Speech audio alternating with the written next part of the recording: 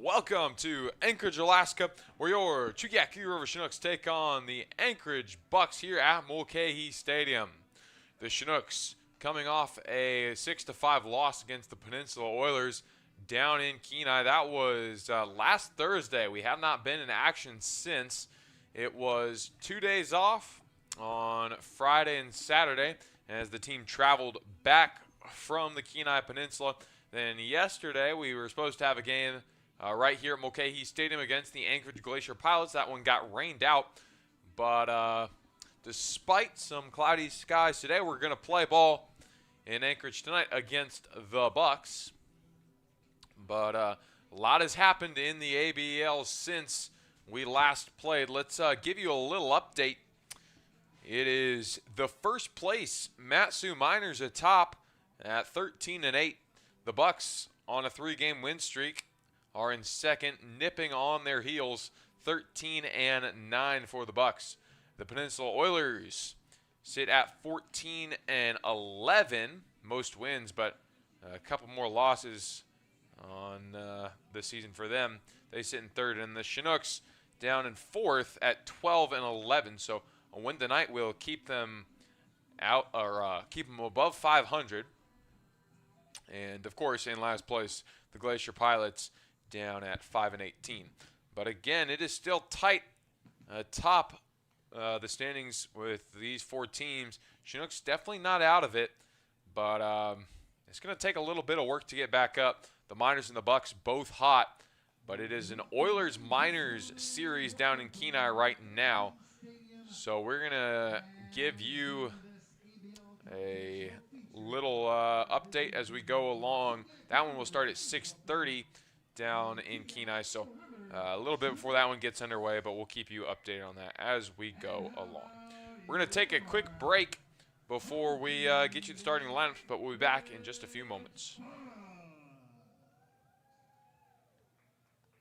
Ladies and gentlemen, at this time, let's introduce the lineup beginning with the Eagle River Chugiak-Chinooks.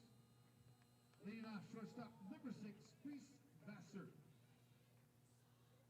Batting second, right fielder, number 24, Kirby Jenkins. Batting third, left fielder, number 17, Phoenix West. Welcome back to Mulcahy Stadium. I'm Clayton Jackson, back with you for the rest of the season.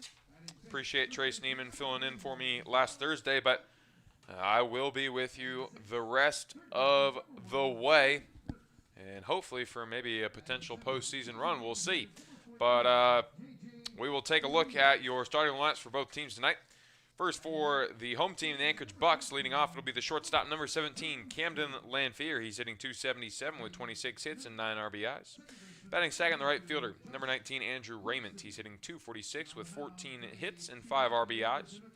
Batting third, the first baseman, number 6, Hank Smith. He's hitting .328 with 20 hits and 8 RBIs. Batting cleanup for the Bucs, number 15, the DH, Ty Denton. He's hitting .360 with 18 hits, 12 RBIs, and a homer on the season. Batting fifth, the left fielder, number 33, Taylor Tracy. He's hitting .250 with 11 hits, 5 RBIs on the season. In the sixth hole, the center fielder, number 8, Ryan Derry. He's hitting .342 with 26 hits, 14 RBIs, and a bomb. Batting seventh, the second baseman, it is number 18, Finn Leach. He's hitting .270 with 20 hits and 18 RBIs. Batting eighth, the catcher, number 25, Joe Forbes. He's hitting .143 with 2 hits, 2 RBIs. And rounding out the Bucs starting lineup, the third baseman, number 2, Andrew Sheffield. He is slashing .191 with 9 base knocks, 12 runs batted in, and 2 home runs on the season. It is number 26, Jonah Fragus, on the mound for the Bucs tonight. He has 1 win, 1 loss on 3 starts, 19 2/3 pitch, giving up 13 hits, 14 runs, only 11 of them earned, 8 walks, and 19 strikeouts for the pitcher out of Sacramento State University, hometown of Fresno, California. Altogether, that is an ERA of 5.03. We're going to take a quick break here for the national anthem, and then on the other side, we're going to give you the Chinooks starting lineup. For the Anchorage Bucs, from Sacramento State University, number 26, Jonah Rodriguez. Ladies and gentlemen, the Bucs are coached by Mr. Kirk Schrader, assisted by Elijah Marrero, Danny Maselli, Aaron Puffer, and athletic trainer Lynn Young. At this time, ladies and gentlemen, will you please rise? Gentlemen, remove your head cover as we honor America and those who have fought in the past, in the present, and in the future for this great country.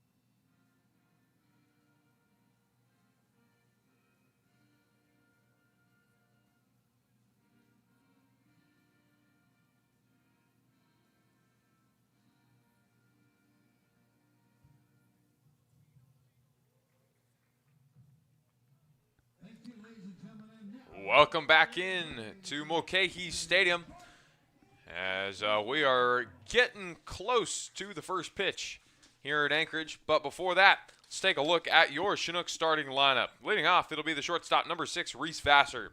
He's slashing .283 with 17 base hits and 11 runs batted in. In the 2 spot, the right fielder, number 24, Kirby Jenkins. He's hitting .180 with 9 hits and 8 RBIs.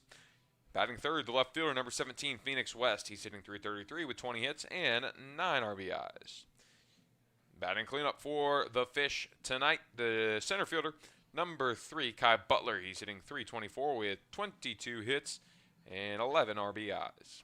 Batting fifth, the first baseman, number 21, Cal Whip. He's hitting .260 with 13 hits and 11 RBIs.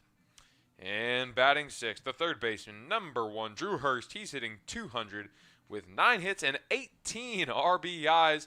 Plus, he had our first home run of the season on Thursday. Batting in the 7th spot, the DH, number 14, J.J. Pruneau. He's hitting .133 with 6 hits and 4 RBIs. Batting 8th, the catcher, number 13, Luke Zaromski. He's hitting .194 with 6 hits and 4 RBIs. Rounding out the Chinook starting lineup, it's the second baseman, number 22, Josh Thompson. And on the mound for the Chinooks, it is number 26, Asher Abrahams. He is posting a 5.4 ERA, 2 wins, no losses on 4 starts, 20 innings pitched, giving up 20 hits, 12 runs, all of them earned, 12 walks, and 13 strikeouts for the pitcher from Johnson University, his hometown, Montgomery, Texas. We are just moments away from first pitch here. The starter for the Bucs tonight, number 26, Jonah Fregas, out of Sacramento State University. He will face off against Reese Vassar, who is looking to try and get this thing rolling for the Chinooks right out the gate. They're going to need a good start here against this Bucs team who has won 3 in a row. The Chinooks, they have lost their last game. It's kind of been a win-loss kind of situation for a while. And got to get back on track here and take the one on Wednesday as well, if they can. So here we go. Jonah Fregas gets this ball game underway, and Reese Vassar will start things out with the base knock. First pitch he saw, he took it the other way, and it is a runner on first with nobody out. Great way to start your ball game if you are the Chinooks. A base hit will do the trick. Kirby Jenkins now at the plate. He's only hitting 180, but we know he's capable of making a big play.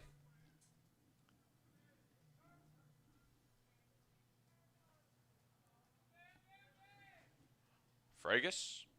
He delivers a fastball at the knees. It's 0-1. And now let's take a look at the fielders for the Bucs this evening.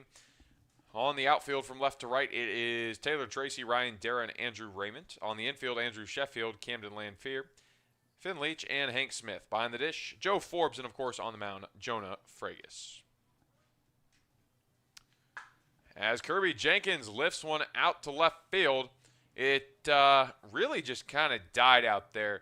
It was one that got off the bat in a hurry, but kind of was a little hollow. You could tell, right, just based off the sound, that it wasn't going to carry. It looked nice, but it was some sort of a hollow sound, not the usual crack of the bat that you want on a ball driven into the outfield. So with one away, now it is Phoenix West at the plate. West takes one down and away, and it's 1-0.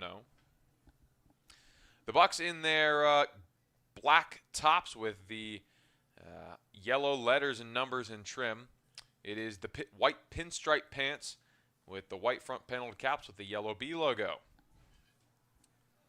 The throw back on over to first, not in time, as Fragus going to have to settle back in to deliver the 1-0 pitch. The Chinooks in their red jerseys with the navy blue letters and numbers. It is trimmed in white. And, of course, the gray road pants. It is none other than the navy blue Slammin' Salmon caps as well. 1-1 here to Phoenix West.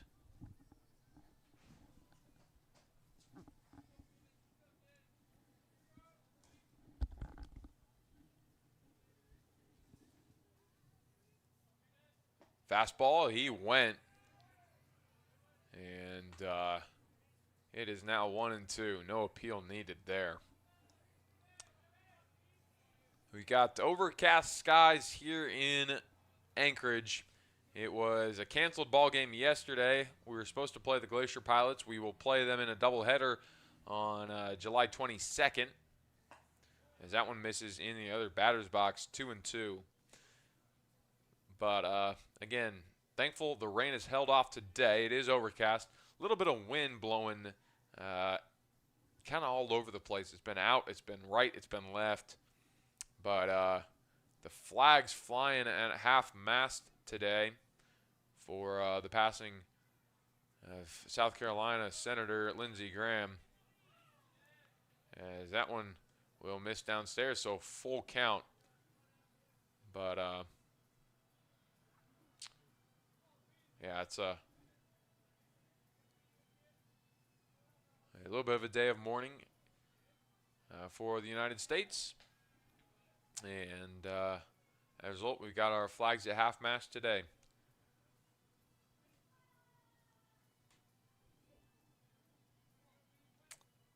Three and 2 to Phoenix West. Got a runner on first with one away. Got to do whatever you can to get him into scoring position here. That's the name of the ball game.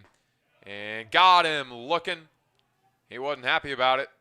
He was headed on to first, but catches the inside half, and there's two away. Good pitch from Fragus. Fragus, he's had a lot of trouble giving up runs this season, but one thing that's not been a problem is the strikeout numbers.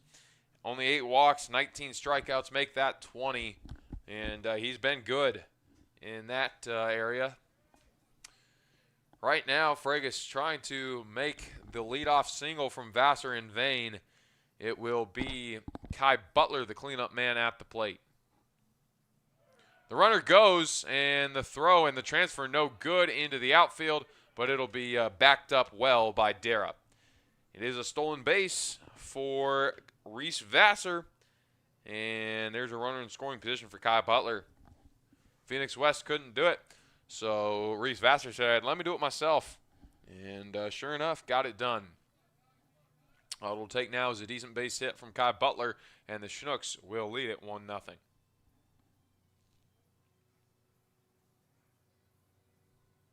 Fastball into the air. This should fall. And the Chinooks going to take a 1-0 lead. How about it? Kai Butler, his 23rd hit of the season and 12th RBI. Chinooks lead it 1-0 early here in Anchorage. Now it is number 21, Cal Whip, with a runner on first and 2 away. Kai Butler, boy, does he have the speed. Maybe they do the exact same thing. Steal base, put him in scoring position, and then Cal Whip can drive him in. Whip fouls it right back to us here in the press box. It hit off the wood paneling a booth over. It is 0-1.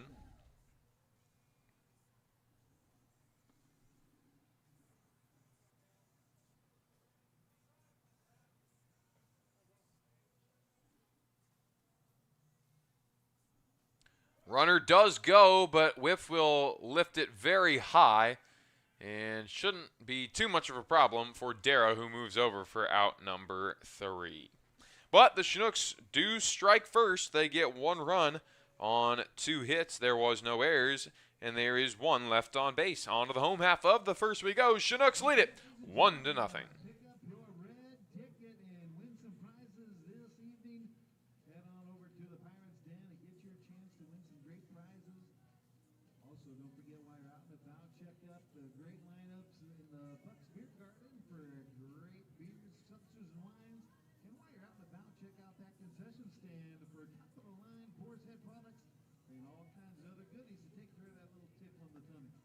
Thanks for coming out and enjoying some Anchorage Bucs baseball.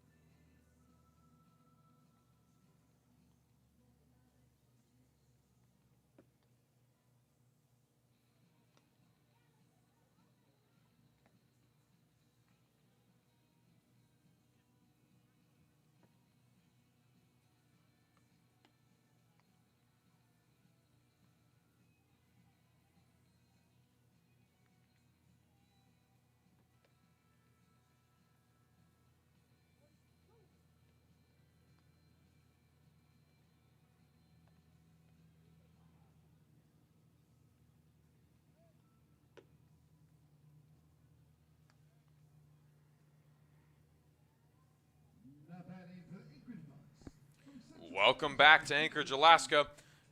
The Chinooks pitcher tonight will be Asher Abrahams out of Johnson University. He will face off against Camden Lanphier for the Bucs. 1-0 Chinooks take an early lead, and the Bucs will be playing catch-up. Just off the plate for ball 1 is Asher Abrahams. Camden Lanphier, the Central Arizona Vaquero, is playing shortstop tonight and hitting .277 with 26 hits and 9 RBIs. Swings through that. Last pitch, and it is even 1 ball, 1 strike. Abrahams leaves it down and away. Count moves to 2-1.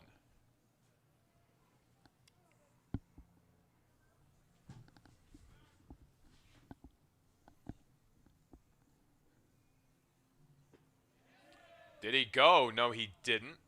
I think that's the right call there from the first base umpire, as it is 3-1.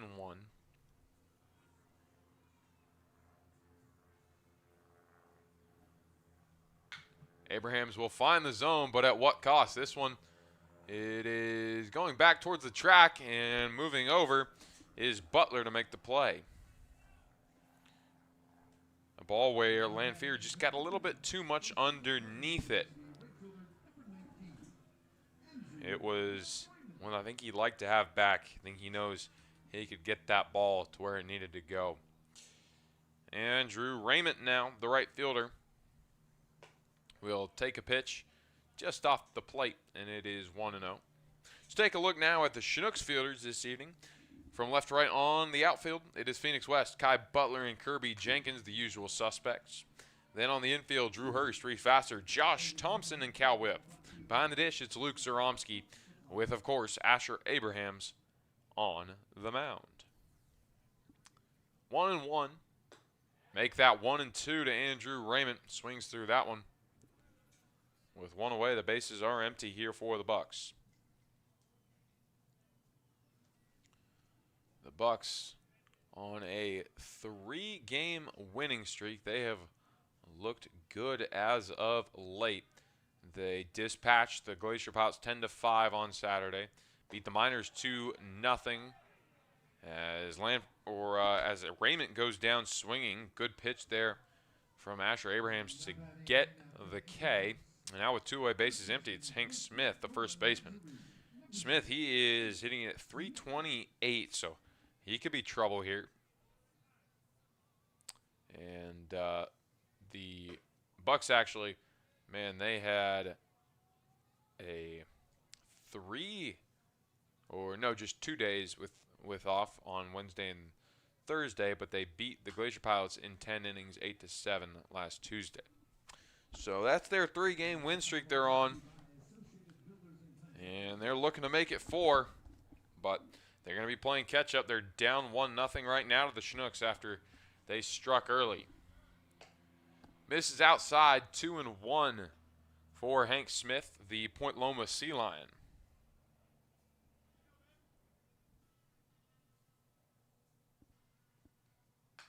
Fouled back, count moves even, 2-2.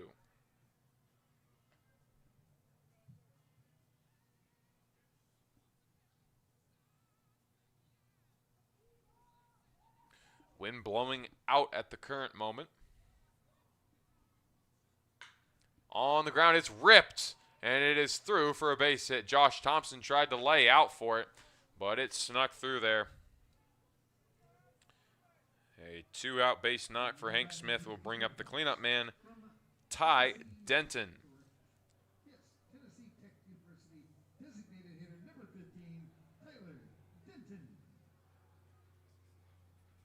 Tyler Denton, the DH, batting cleanup tonight. He hits .360 on the season and got 18 hits, 12 RBIs, and a homer. So he's been very good this year, and he's got a runner on first with 2 away.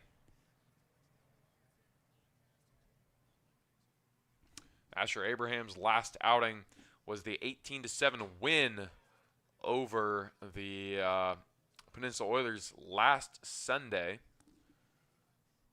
Getting his chance here in Anchorage on a Monday evening. Been over a week since he's thrown the rock. 1 ball, 1 strike. On the ground. He can't scoop it up. Vassar, he just lets it roll by. I mean, that's an error, but I don't know that he wouldn't have beat out the throw anyway, if we're being completely honest. So they are going to go with a hit, it looks like. So I'll go with a hit too, because I think he is beating that throw out, even though didn't look pretty. He just misplayed it. And so now Taylor Tracy, the left fielder, will step to the plate. Misses outside. Count moves to 1-0. Taylor Tracy out of the University of Tennessee, but sounds like he has transferred to TCU. So from a volunteer to a Horned Frog, see what he can do at the plate here for the black and yellow. He will throw his bat into the screen on a foul ball. Count moves even, 1-1. I don't think that's what he was going for. He's all smiles, though. Seems like everyone's all right. Had to duck for cover, but you know, it's fun. We've seen a good number of flying bats this season, especially here at Mulcahy. I feel like that's at least the third time I've seen a flying bat this year. But for the moment, it is 2-1 with 2 away. First and second for the Bucs. Asher Abraham's trying to get out of the inning. The Chinooks have a 1-0 lead at the moment, but that could all disappear with a blink of an eye. Strike on the corner. The count moves to 1-2. I don't think Tracy liked the call there, but catches the corner, says the home plate umpire.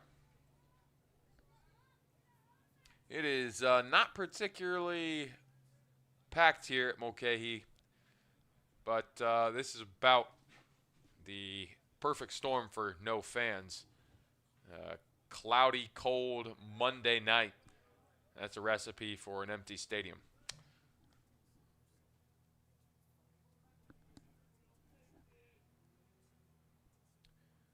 Two balls, 2 strikes.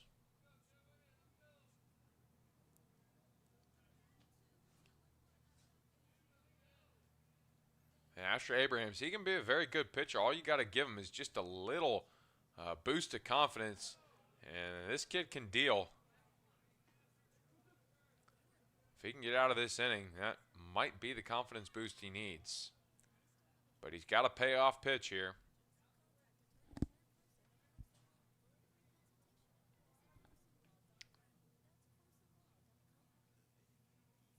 Three balls, 2 strikes.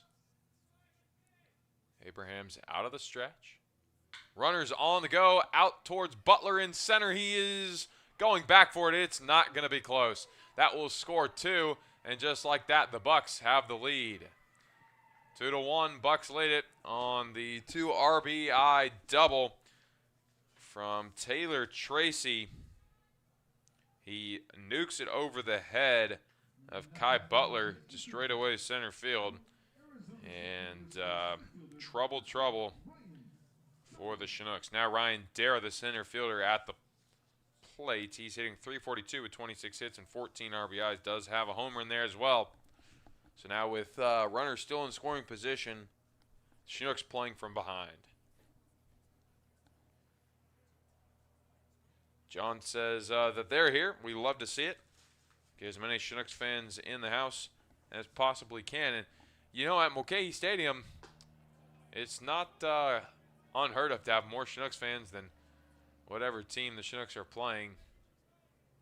And so, love to see that.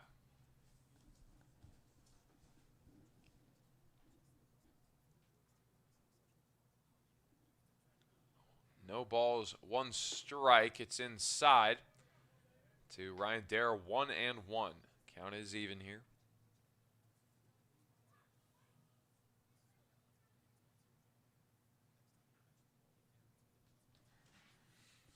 Waiting on deck for the Bucs, it is Finn Leach. See if he gets a chance. Trying to frame it is Zaromski. Doesn't get the call. It's 2-1.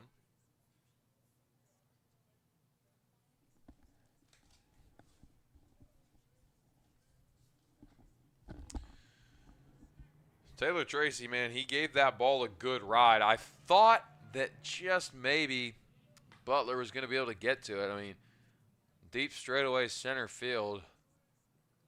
You usually see guys playing far back, and there's a lot of room to work with, but unfortunately, a lot of room meant Tracy was able to get the ball down. Swing and a miss, though. Ryan Dara will go down on the swinging K, and that will end the inning. But damage was done. 2 runs on 3 hits. There is no errors, and there is 1 left on base. On to the top of the second we go. Bucs lead it 2-1.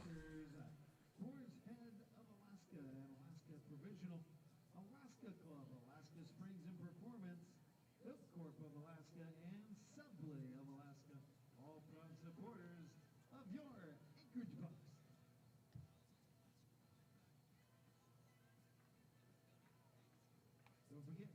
those red tickets and a chance to win some prizes. Gifts, certificates, and cards all coming your way if you pick up one of those red tickets and get your number drawn. Lots of fun stuff there. Pick them up at the Pirates Den. And while you're out and about, check out the beer garden for beers, seltzers, and wines, and that concession stand serving up top-of-the-line Boar's Head products.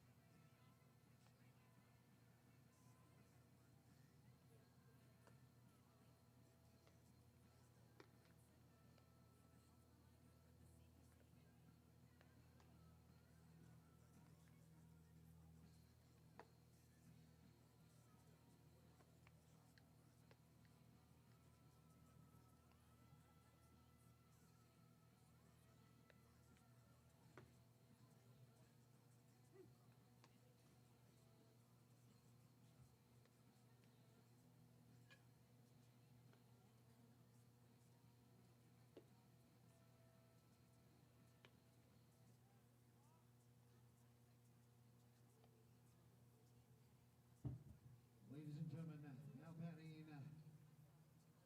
for the Chinooks, third baseman number 1. Welcome back to Anchorage, as the leadoff man for the Chinooks will be Drew Hurst, the third baseman.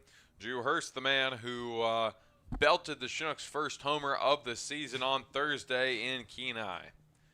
It was a solo shot that cut the lead to 1. Unfortunately, the Chinooks couldn't pull out the win on Thursday night, but always nice to get the first one on the board, even if we are only a couple weeks away from the end of the season. No balls, 1 strike, as Hurst will take at the knees. It is 0-2. He pumped in 4 RBIs in the ballgame as well. He has 18 RBIs on the season and only 9 hits, so he is keeping that double, keeping the number doubled over his hit totals. Just an interesting stat. You don't see that too often.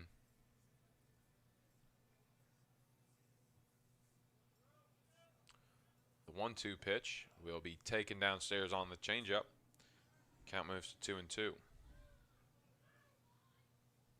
Pruneau and Zaromsky will be due up in the inning as well. Pruneau and Zaromsky, a duo of catchers who obviously Pruneau going to be the DH and Zaromsky the one catching, but we will see him now as Drew Hurst down on the looking strikeout. J.J. Pruneau out of Freed-Hardeman University, he'll step to the plate.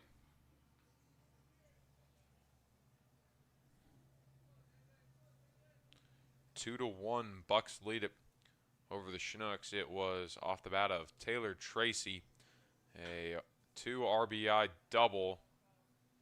Pruneau will hit a foul ball into his own leg, and it is 0-1.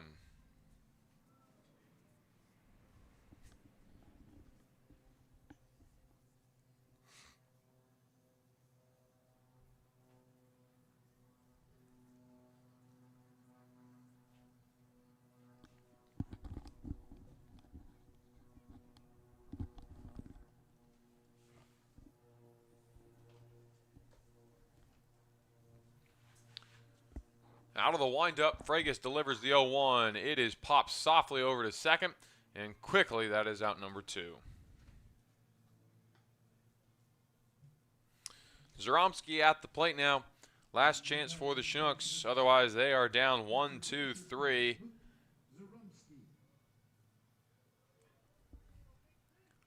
Top of the lineup as delivered for the Chinooks. Bottom half going quietly at the moment. Inside, 1-0 now. Josh Thompson, the 9-hole hitter, waits on deck.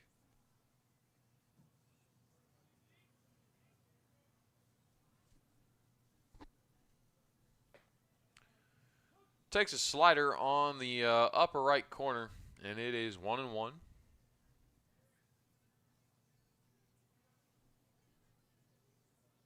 Got a seagull flying right overhead. As that is a common sight here at this ballpark. You'll just see seagulls milling around in center field quite often. 1 ball and 2 strikes to Luke Zaromsky, the ACU Firebird.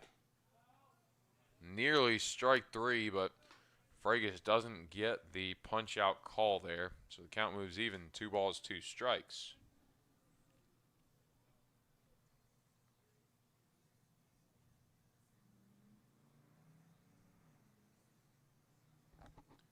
From the windup, Fragus delivers downstairs and in the other batter's box, so payoff pitch now. Full count.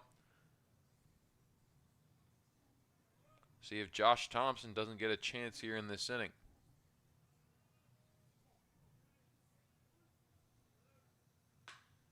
And he will. It will be lined right over the head of second baseman Finn Leach, and it is a base knock for Luke Zaromsky. So much for the Chinooks going down quietly. It will now be Josh Thompson, the 9-hole hitter, at the plate with 2 away and a runner on first. The Chinooks have been very good in 2-out rallies as of late. They had a number of them in Kenai. See if maybe get another one here in Anchorage.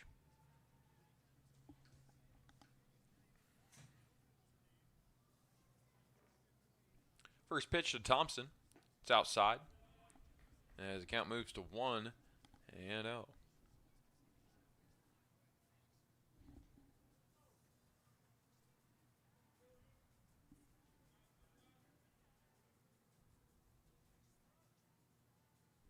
Fragus pitching out of the stretch now.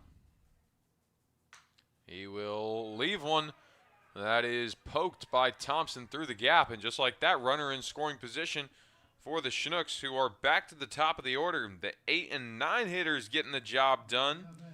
And now Reese Vassar at the plate. Vassar 1 for 1. He got the ball game started.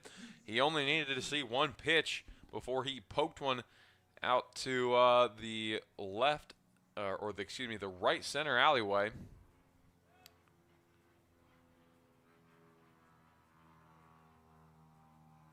So it's Thompson on first, Zaromsky on second, and Vassar, who has been heating up just a little bit, will see the first pitch on the corner. 0-1. Kirby Jenkins hoping for a chance. Love to get in on the runners in scoring position action as Reese Vassar cuts on a very nice pitch from Fragus. A curveball that will bring the count to 0-2.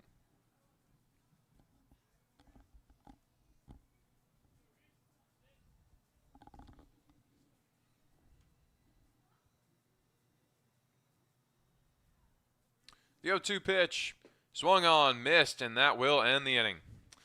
Reese Vassar cannot come up with the RBI base hit, and the Chinooks will have no runs on 2 hits. There are no errors and 2 left on base. On to the home half of the second we go. Bucs lead it 2-1, excuse me. Ladies and gentlemen, the packaging store is locally owned and operated in Anchorage since 1993. Whether you're moving, shipping, or need custom packaging and creating for valuable items, trust the team with 30 years of experience. The Packaging Store, Alaska's packaging, shipping, and moving experts.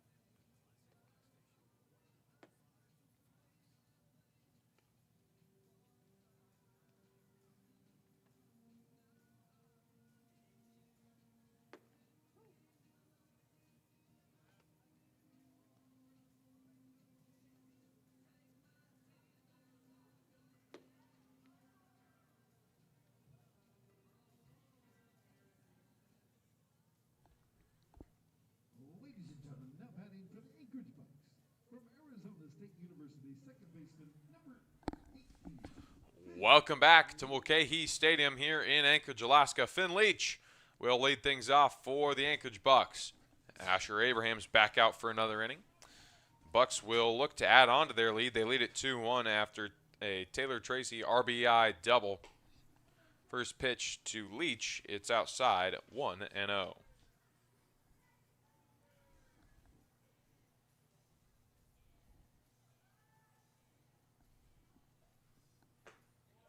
Strike right down the middle. Count moves even. 1 ball, 1 strike. It'll be Leach, Forbes, and Sheffield due up for the Bucs, the 7, 8, 9 hitters. Local time 6:32, so that does mean the Miners and the Oilers should be underway down on the peninsula. We'll keep you updated as we go along.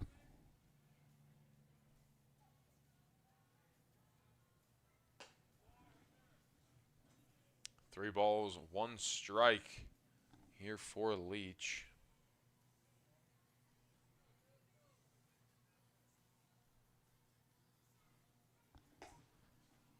Misses outside, and that is a leadoff walk for Finn Leach. On to first he goes as Joe Forbes, the catcher, will take the plate.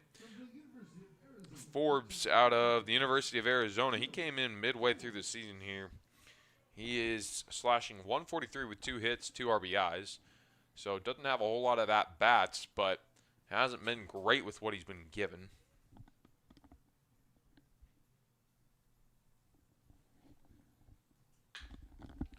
As I say that, that one out towards center, but Kai Butler is able to make the play on a rangy run over to the left center alleyway.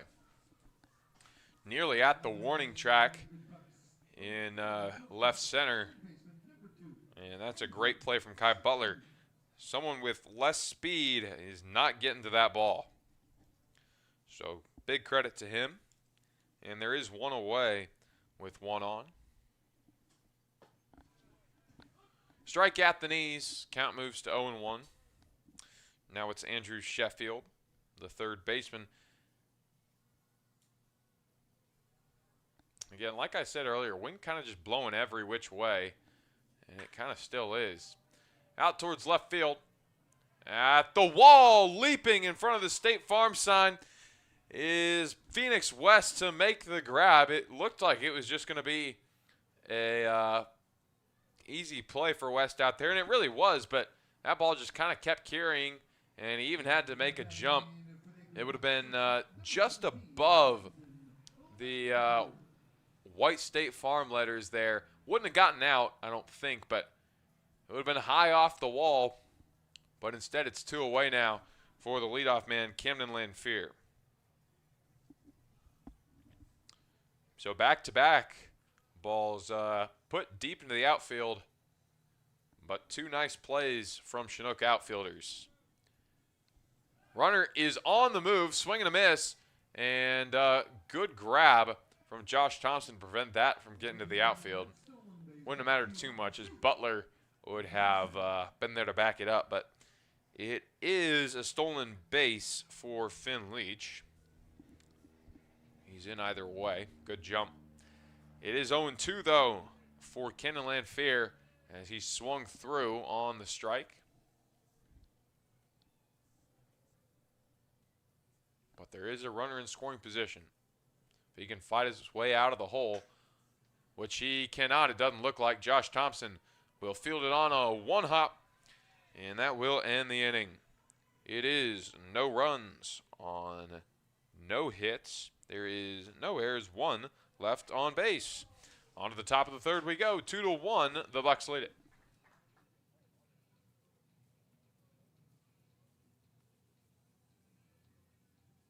All right, ladies and gentlemen, get out that first red ticket. We got a winner for you. This is a certificate to Club Paris, one of the finest steaks in Alaska.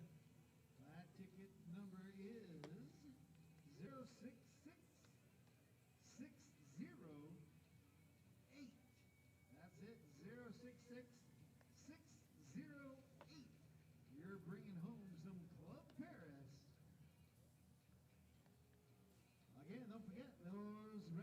are available at the Pirates Den, and give yourself a chance to win. We've got about 2 more drawings here, so make sure you pick up that red ticket for your chance to win. Also, while you're out and about, check out the Bucs Beer Garden and all kinds of beer, seltzers, and wines, as well as that concession stand serving up top-of-the-line Boar's Head products and all other culinary delights coming out of there. Thanks for coming out and joining us for some Bucs baseball.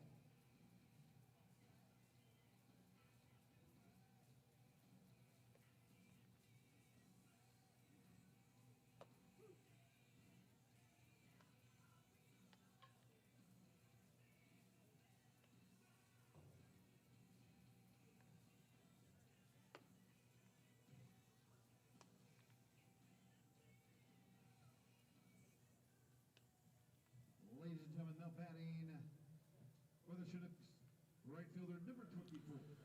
Chinooks back to the plate to try and regain the lead. They trail 2-1 after both teams put up runs in the first inning, but the Bucs got in 2 on the RBI from Taylor Tracy. 2-3-4 hitters due up for the Fish. It'll be Kirby Jenkins here to face Fragus first. Slider in there, and it is 0-1. Jenkins 0 for 1 in the ballgame. He flew out to left his first time up. It was a ball that looked good off the bat, but again, it was that one that you could just kind of tell wasn't going to carry based off the sound. And now he will kind of swing out of his shoes there, and he's behind 0-2.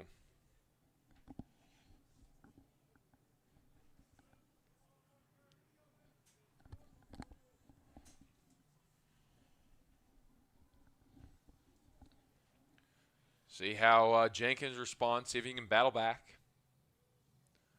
Fragus pitching out of the windup. Good hold from Kirby Jenkins. The appeal says he didn't go, and he clearly did not. But it's a tough take from Jenkins, and it is 1-2.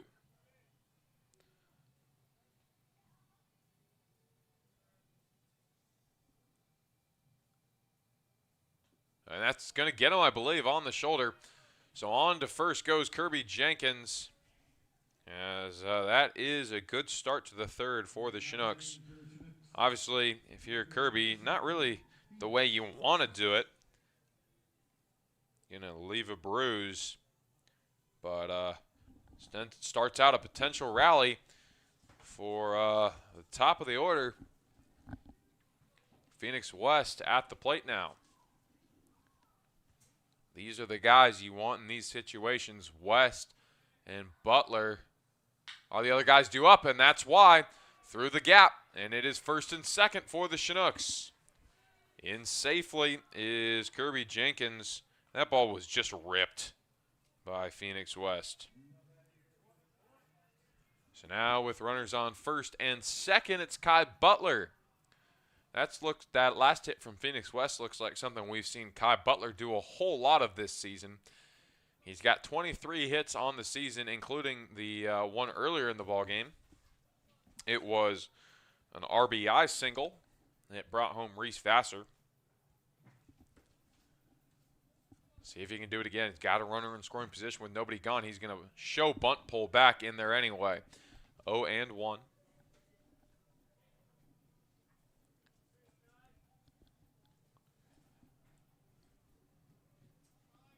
Cal Whip waits on deck.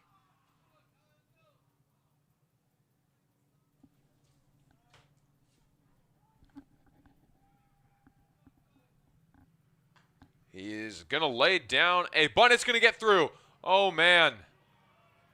Everybody's safe. How about it? I mean, that's a base hit right there. Are they going to try and argue this is a foul ball?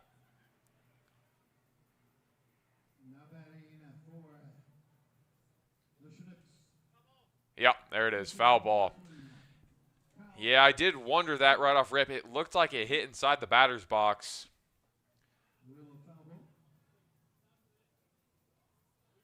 So Kai Butler, after a spectacular bunt attempt that was just unfortunately a little too down too early, will reset things So 0-2 with nobody gone and runners on first and second. Now, I imagine he swings the bat. Hard to reset after getting on base, having to come back, as that one will be taken away. That is some discipline from Jenkins to hold there at second, but I think it's the right call.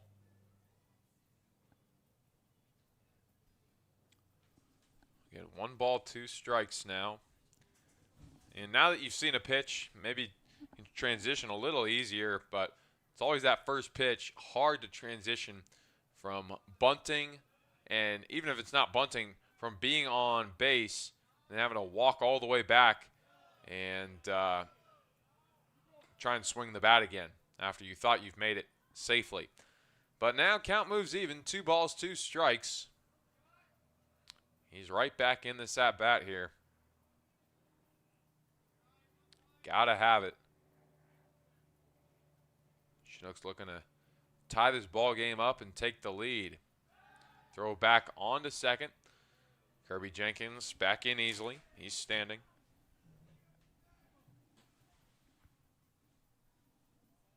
Chinooks have doubled up the Anchorage Bucs. Would have doubled up the Anchorage Bucs in the hit category. But that bunt did not count. They haven't changed it on the scoreboard. Chinooks should still be at 5 hits. But hopefully they just know Kai Butler is going to get a base knock here and they can leave it up. As the count moves even, or excuse me, to full, 3-2.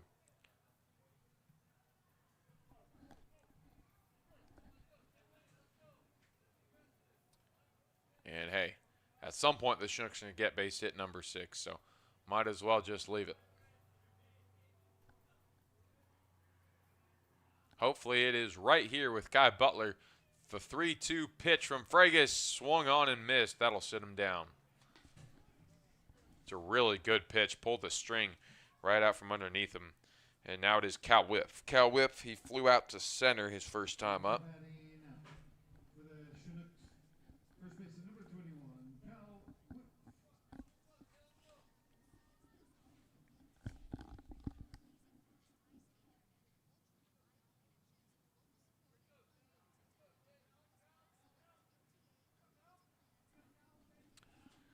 Taking a look back at second now is Fregus. Does a double take and now delivers. Runners both on the go. It's a strike on the inside half. But it is stolen bases for Jenkins. And for West, second and third now, both in scoring position with 1 away. Cal Whiff just got to get the ball into play here.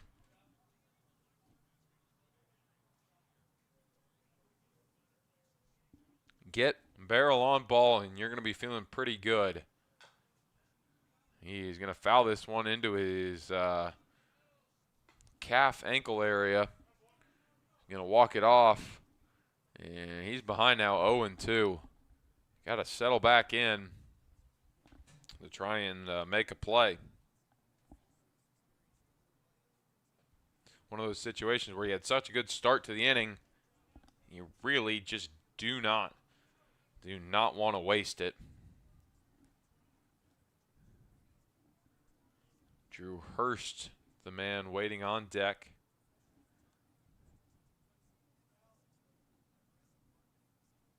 No balls, 2 strikes, and that got him. No, it didn't.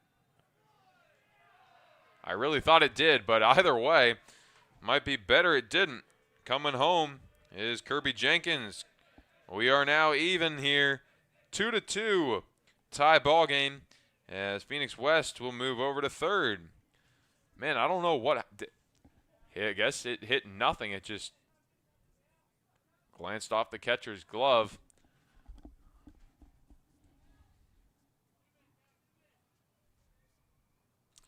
Now it's 1-2 to Whiff as he hammers that one down the line. It is just foul, but that ball is absolutely clobbered. I mean, that ball was a mile gone. If that was, I don't even know. just a couple yards the other way. Looked like it was into the Anchorage football stadium in the background. And he is going to fan on that one. So 2 away here. And now Drew Hurst at the plate. The man who did hit the first Chinook home run of the season in the last outing. They'll try and take the lead here for the Chinooks.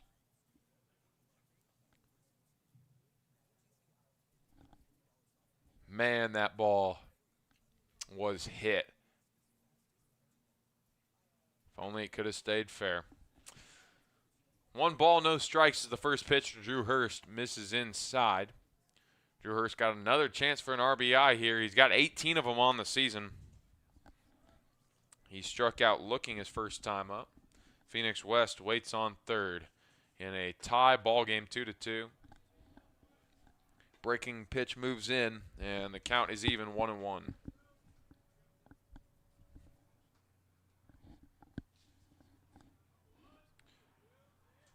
We are officially underway in Kenai. No score in the bottom of the first.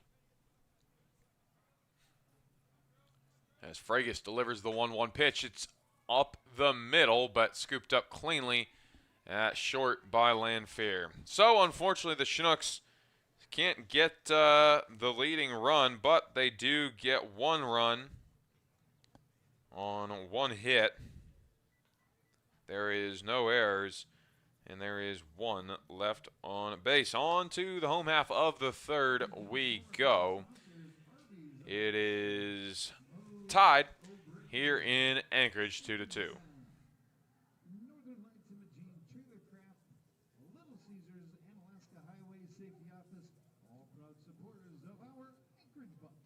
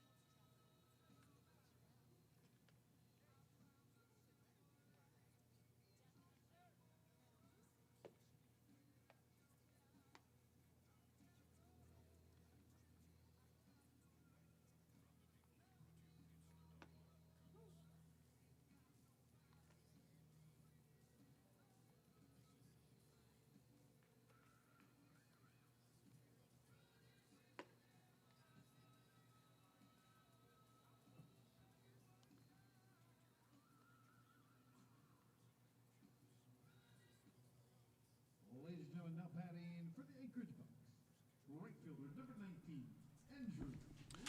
Welcome back to Anchorage, Alaska, where we have a tie ball game 2-2. The Bucs going to get their chance to break it here. Andrew Raymond, the 2-hole hitter here. He is 0 for 1, struck out swinging his first time up. He'll be followed up by Hank Smith and Ty Denton. The 1-0 pitch will miss just off the bottom left corner of the zone. It's 2-0. Welcome in, Gail. Thanks for tuning in. And 91 degrees in Fresno. Ooh, it is not close to that here. It is high 50s and cloudy here in Anchorage. As Andrew Raymond will take ball 4, and he's on to first for free. Now batting for the Anchorage Bucs, first baseman number 6, Hank Smith.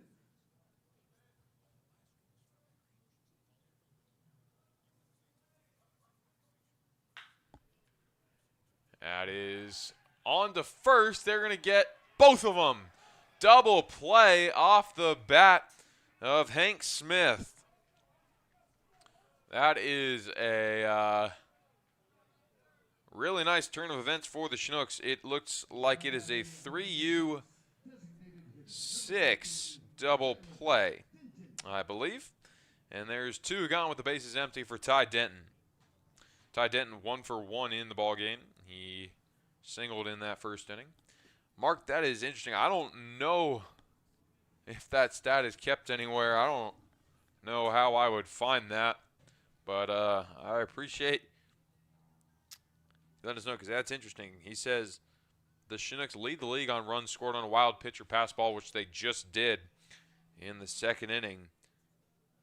But also lead the league in runs not scored on a wild or pitch or pass ball. Huh.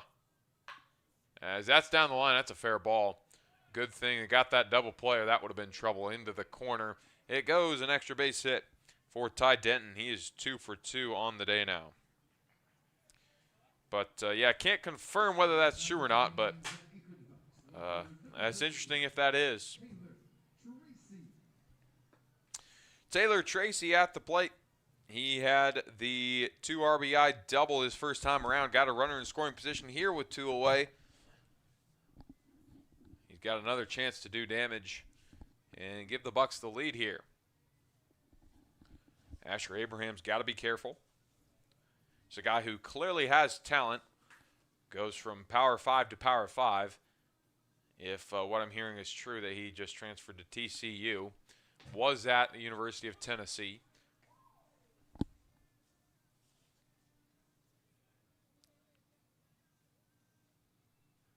Okay, so just your opinion, but I mean, I don't know that you're wrong though. I mean, the Chinooks, they have scored a whole lot of runs on passed balls, but the Oilers may have taken us down this past week.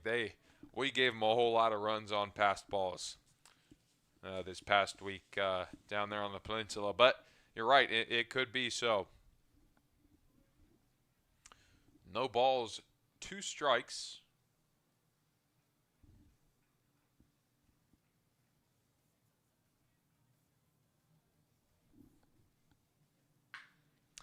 Out towards left field. Phoenix West coming in will make the play. So that will end the inning. And it was aided by a big double play off the bat of Hank Smith. No runs on 1 hit. There is no errors, 1 left on base. On to the top of the 4th we go. It is tied here in Anchorage, 2-2. And thank you for your service, both to our country and to our community. Thank you very much, ladies and gentlemen. Let's give them a big round of applause.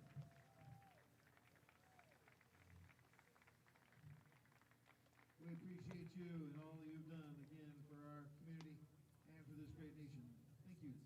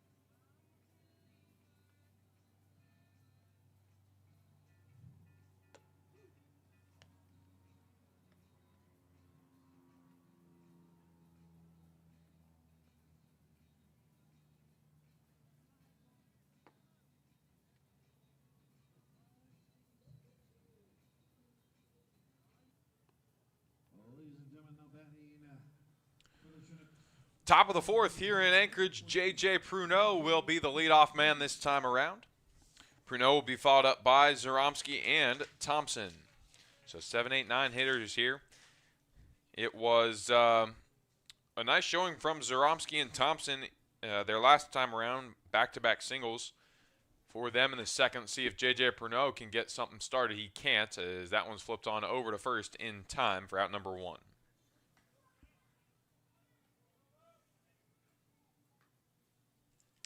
Now Luke Zaromsky at the plate. Again, he singled his last time up. Pitcher number 13, Luke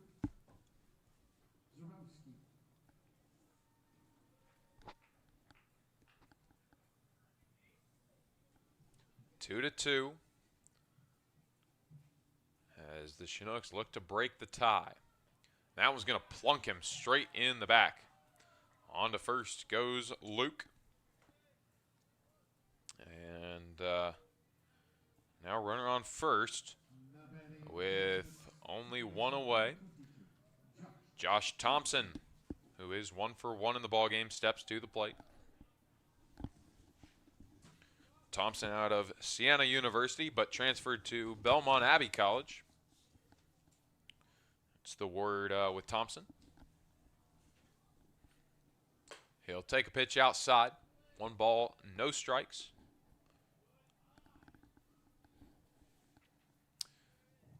First score down in Kenai in the bottom of the first. 1-0. Oilers have jumped out on top against the Matsu Miners.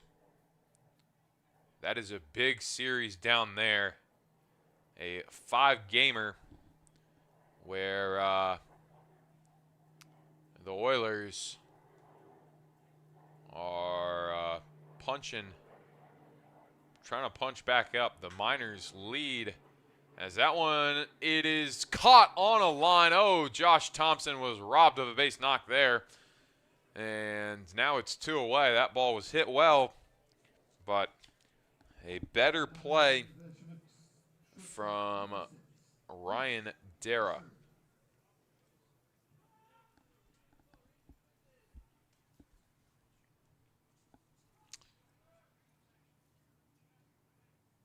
Now back to the top of the Chinook order with Reese Vassar.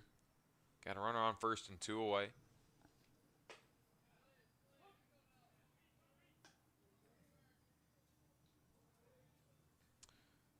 The Miners and Oilers, they played a game on Sunday yesterday as the Oilers fell 9-8 in that one. It's a 5-game series.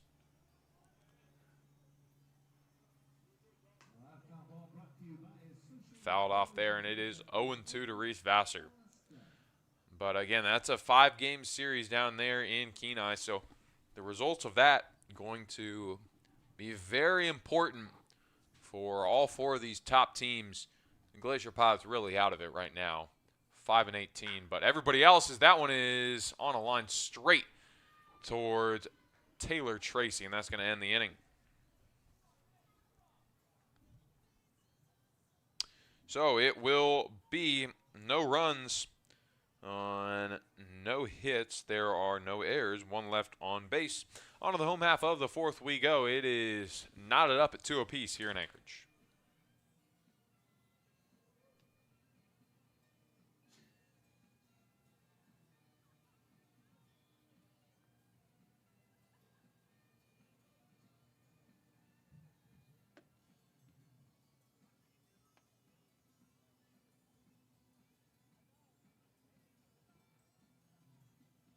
Don't forget, ladies and gentlemen, to pick up your red ticket at the Pirates Den. Give yourself a chance to win some prizes. And while you're out and about, check out the Bucs Beer Garden and beer, seltzers, and wines available. And that concession stand with top-of-the-line Boar's Head products just waiting for you. Thanks again for coming out and joining us. Some Monday Night Baseball with the Anchorage Bucs.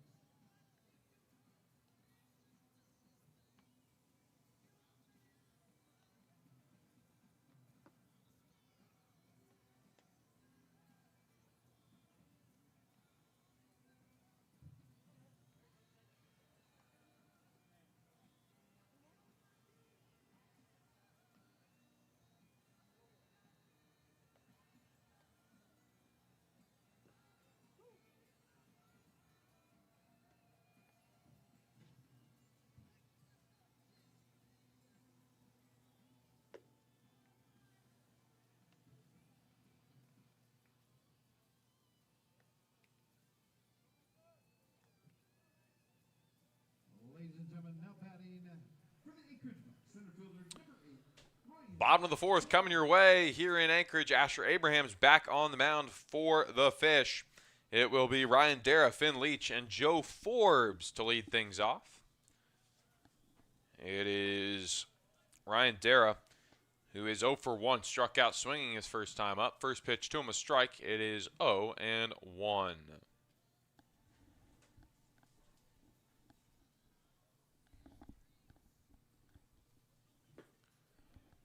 Dara takes downstairs on the changeup pitch from Asher Abrahams. 1-1 lifted very high into the air. A lazy fly ball out towards center. Kai Butler underneath it for out number 1. Now with 1 away, it's Finn Leach. Leach, he walked his first time up. Now batting for the Anchorage Bucs, second baseman number 18, Finn Leach.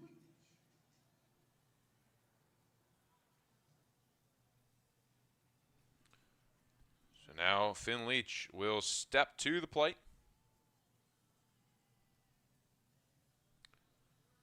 He will lift the first pitch he sees out towards Butler. He is hauling back over, and it is off the wall. In over to third, and it is a 1-out double for Finn Leach. That ball was clobbered, and unfortunately for Finn Leach, it was to a very deep part of the yard. Anywhere else, that ball might have gotten out of here. It was pretty high up on that Earhart roofing sign. But it will be just a double for Leach with 1 away. Now Joe Forbes, the catcher out of the University of Arizona. He flew out to center his first time up. Asher Abrahams, he's given up a lot of fly balls here. It's generally been working out for him, as there's another one. Sky high out to Kai Butler, ranging back on it for out number 2. Tagging and advancing is Finn Leach.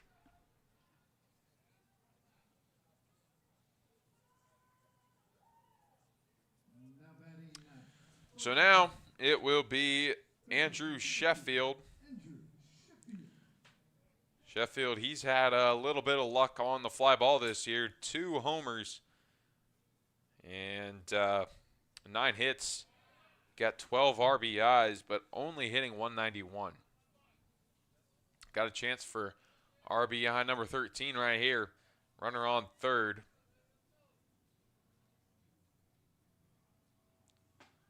He will hold off, but in there anyway.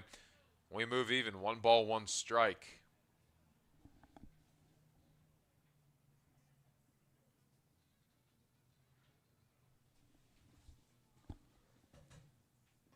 This one down and away. Count moves to 2-1. Really empty crowd here at Mulcahy Stadium. But that's just what happens when it is cold and cloudy, wet. But we at least get to play baseball tonight. Last night, ball game against the Glacier Pirates was canceled. So we're grateful that we're playing ball today. Taking a look at the fishing report for the Chinooks, it will be a day off tomorrow. But then we're right back here on Wednesday against these Anchorage Bucs. As that one misses downstairs. It is a full count here. Payoff pitch for Asher Abrahams. But again, we are back here on Wednesday. And that will be against the Bucs. On to first goes Sheffield. Runners on first and third. Back to the top of the order we go with Camden Lanphier. He is 0 for 2.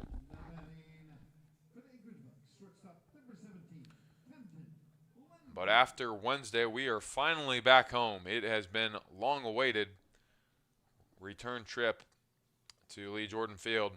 It will be against the Peninsula Oilers at 6 o'clock. As that one just off the corner. Count moves to 1-0. So Oilers at 6 o'clock at Lee Jordan on Thursday. Then it is again the Oilers at 6 o'clock on Saturday. So day off on Friday and then day off on Sunday. That is your Chinook fishing report. As it is 1-1 for Camden Lanphier.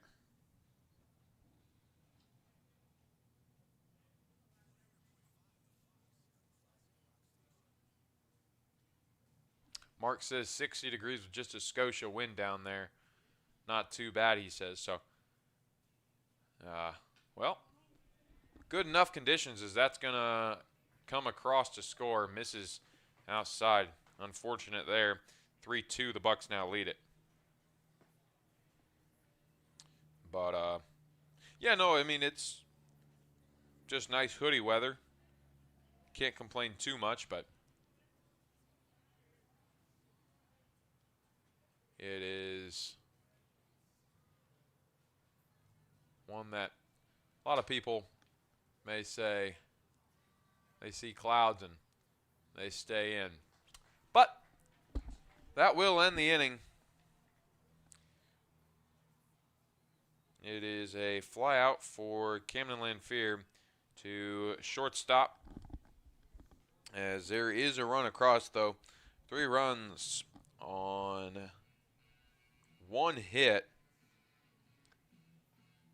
It is no errors, and there is one left on base. On to the top of the 5th we go. The Bucs lead it 3-2. Ladies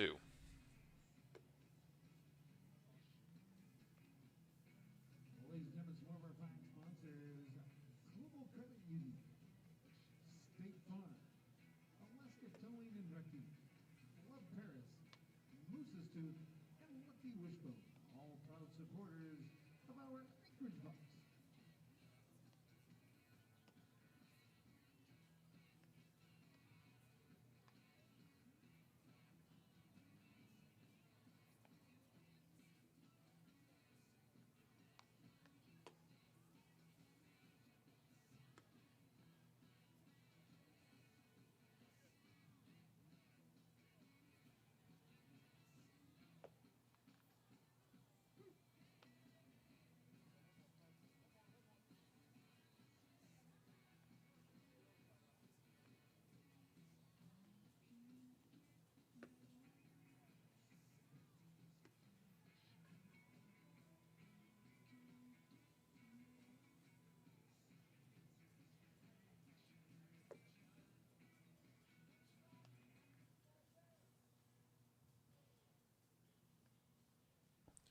Top of the 5th here at Mulcahy Stadium.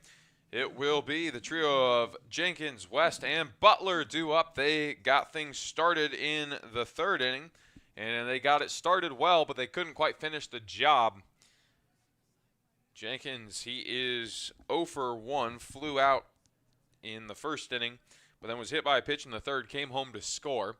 See if you can get a base hit here. Curveball in there for a strike on the first pitch to him. 0-1.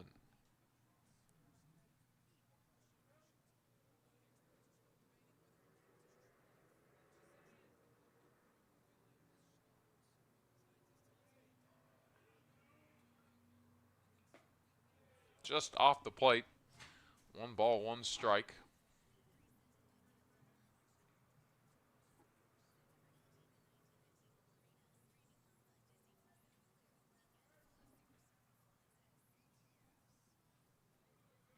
Jonah Fragus still on the mound for the Anchorage Bucs. Misses downstairs, and the count moves to 2-1. Phoenix West waiting on deck.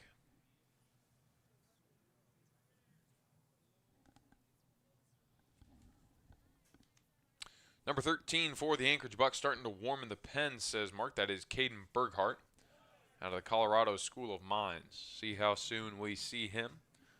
I imagine they're going to try and get Jonah Fragus through 5 innings and then see about putting Berghardt in for the 6th. Maybe they let Fragus start the 6th if things go well. Strike on the outside half. Count is full at the moment to Kirby Jenkins.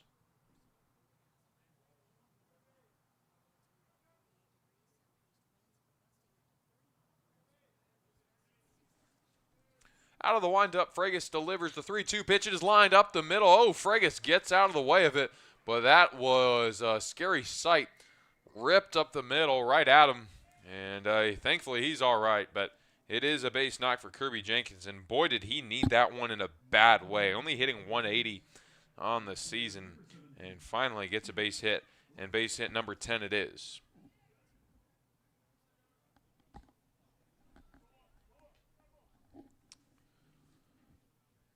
So now with a runner on first and nobody gone, it is going to be Phoenix West who singled his last time up. Lifts it out towards left field. And underneath it is Tracy for out number 1, excuse me. Now it's Kai Butler at the plate. Butler 1 for 2. He singled in the first and then struck out swinging in the third.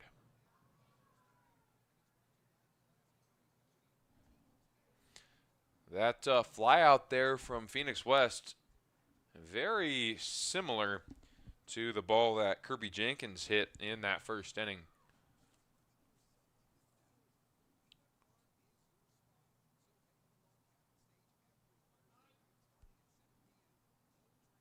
Butler takes downstairs. It is 1-0.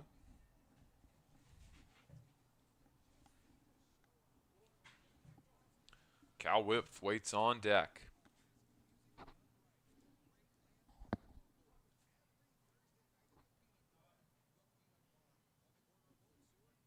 Ooh, Butler. He was trying to square around a bunt, but quickly pulled back because it was inside. And it's going to get away. Moving over into scoring position is Kirby Jenkins.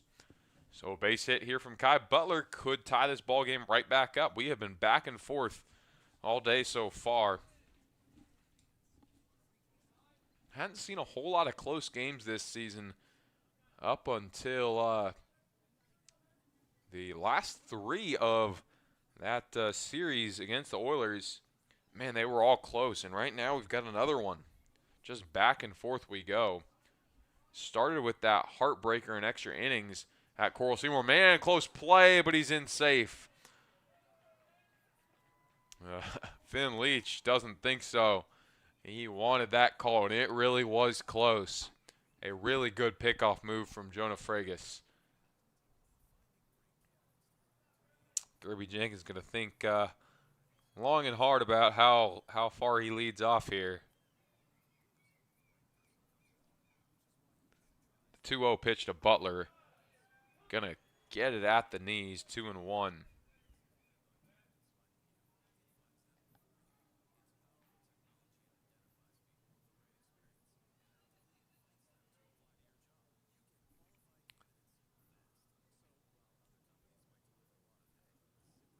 Two-one pitch from Fregus. It is poked right at the first baseman, and it is back in time for Jenkins. But man, that could have been trouble. But right into the glove of Hank Smith. So with 2 away and a runner in scoring position, that brings up Cal Whip. Whip, he is 0 for 2. Flew out to center his first time up, then struck out swinging, but not before he belted one over to AFS, but unfortunately wrong side of the foul pole.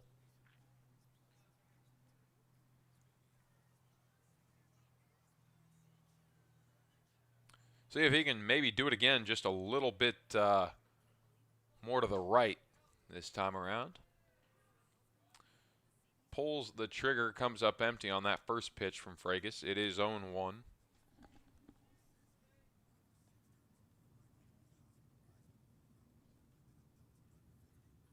Runner goes, and no throw even, as it was a ball as well. So 1-1. Kirby Jenkins into third safely.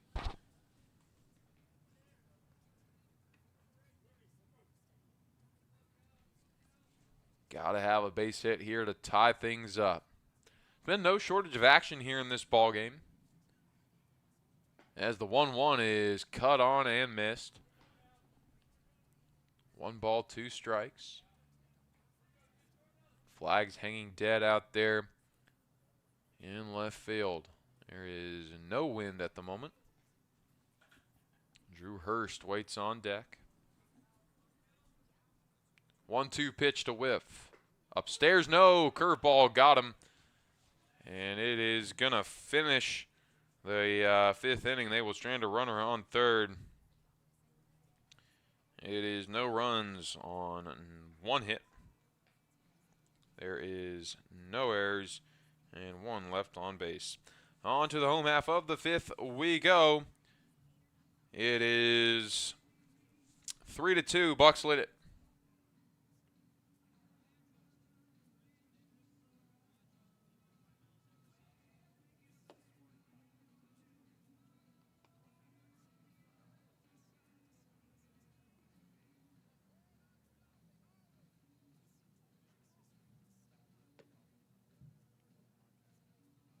Ladies and gentlemen, we thank the packaging store for their support of Bucs baseball.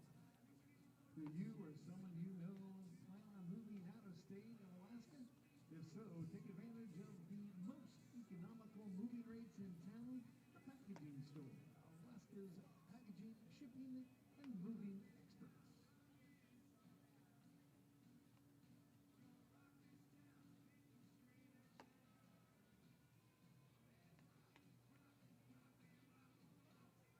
Also, ladies and gentlemen, get out there, red ticket. We got a winner for you again.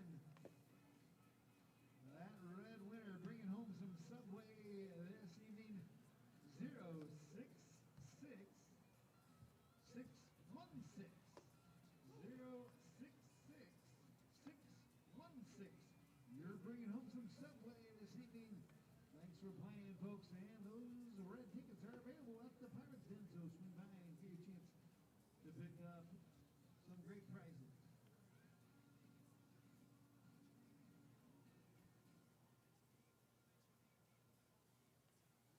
Ladies and gentlemen, now batting for the Anchorage Bucs. Welcome back to Mulcahy Stadium, where the Bucs have a 3-2 lead. Andrew Raymond will lead things off. He'll be followed up by Hank Smith and Ty Denton. Asher Abraham still on the mound for the Chinooks. He will miss on the first pitch to Raymond. It's 1-0.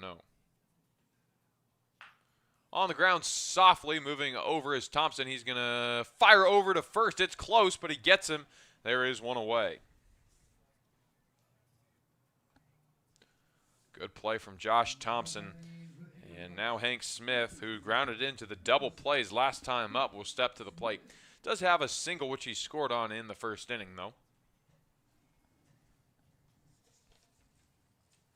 And, of course, the very dangerous Ty Denton is on deck for the Anchorage Bucs. Downstairs, and the count moves to 1-0.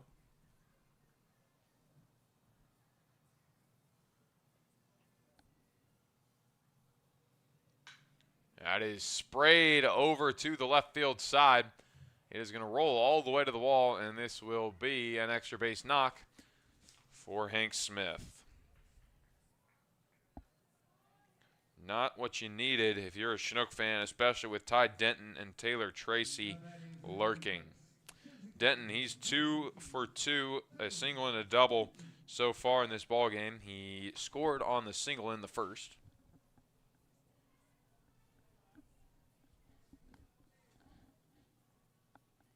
So with 1 on and 1 out, here is the first pitch to Denton. Down and away. It is 1-0.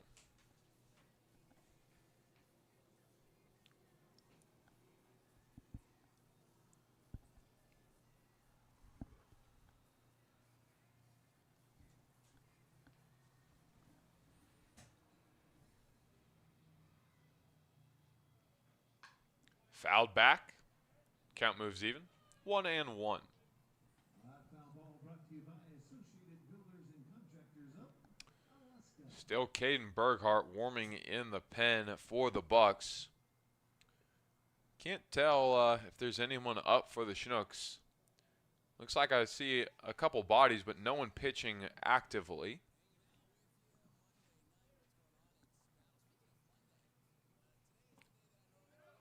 Misses downstairs on the 1-1. Count moves to 2-1.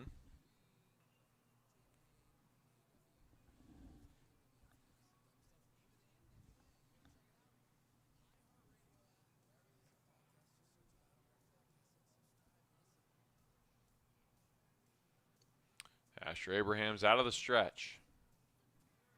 A look back at second and fire. On the ground, it is cleaned up by Hurst and in time. The throw back to second. Oh, it's closer than it should have been, but in safely is Hank Smith. There are 2 away, though, now. First time Ty Denton will be retired on the day. Now Taylor Tracy at the plate. Tracy, he is 1 for 2. Had the big double in the first, but flew out to left his last time up. Out to the mound goes head coach Easton Babe, and out comes a new pitcher for the Chinooks. We're going to take a quick break, get you his name and number when we return.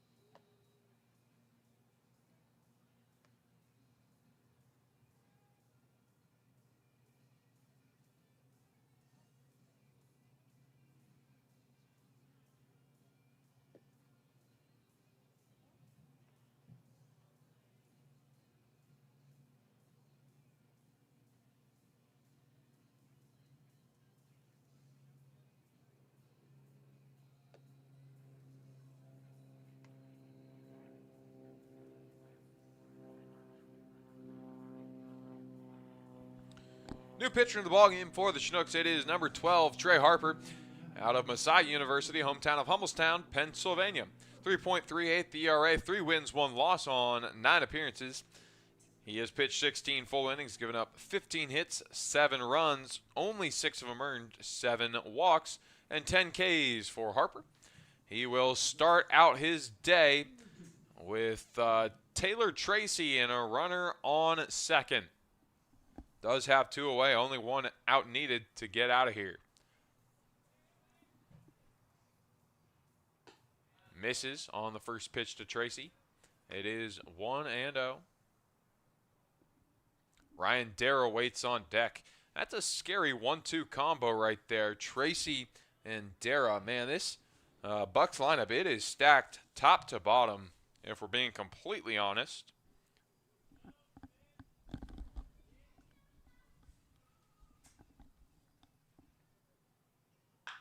On the ground, over to short. And Vassar will sling it on over for out number 3. Trey Harper will get the Nooks out of it, as there are no runs on 1 hit. There is no errors, and there is 1 left on base. On to the top of the 6th we go. It is 3-2. Bucs lead it.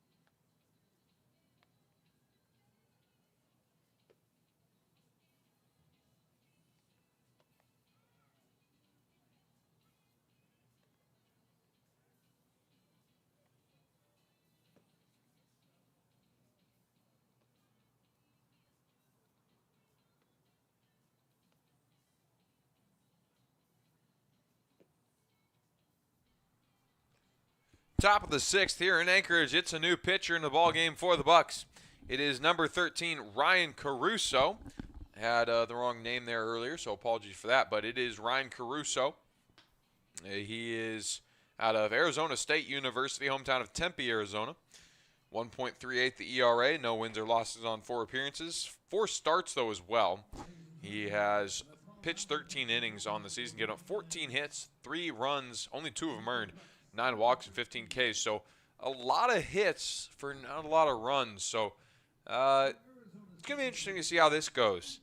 He has been very good at limiting damage, but definitely hittable here.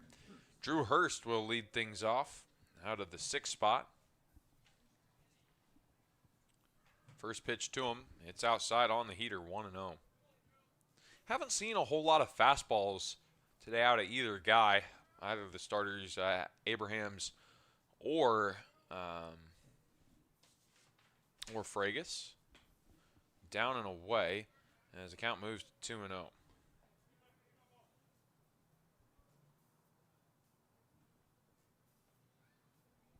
Drew Hurst, he is 0 for 2 in the ballgame so far.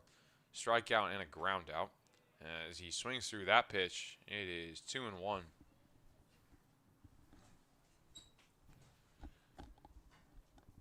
Going a little cold after the homer on Thursday.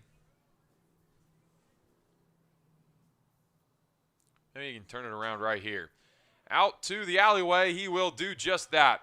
It's going to roll close to the warning track. He's headed for second, and he's in safely. He will get things started with the first Chinook extra base hit of the day. It is a double for J.J. Pruneau now.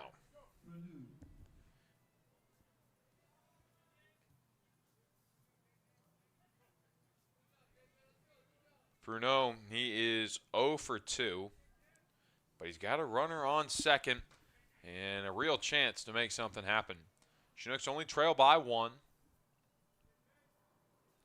Showed bunt, pulled it back in there anyway. It is 0-1.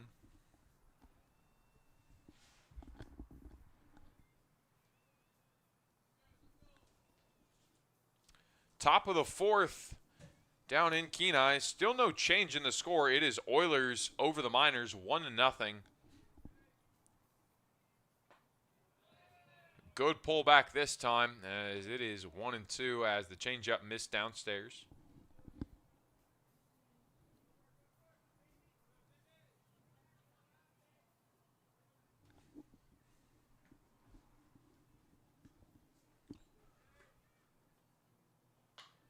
Into the air, foul territory, and that should do it for Pruneau. There's one away now. The catch was made by first baseman Hank Smith. Luke Zaromski at the plate with runner on second and 1 away. He's got a chance to bring in the tying run.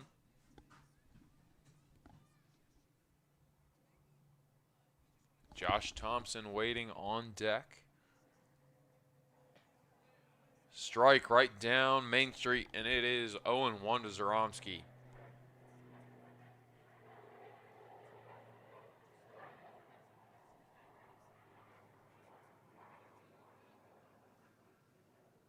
Fastball fouled back. He is late on it, but is able to get a little wood on the ball, and it is 0-2.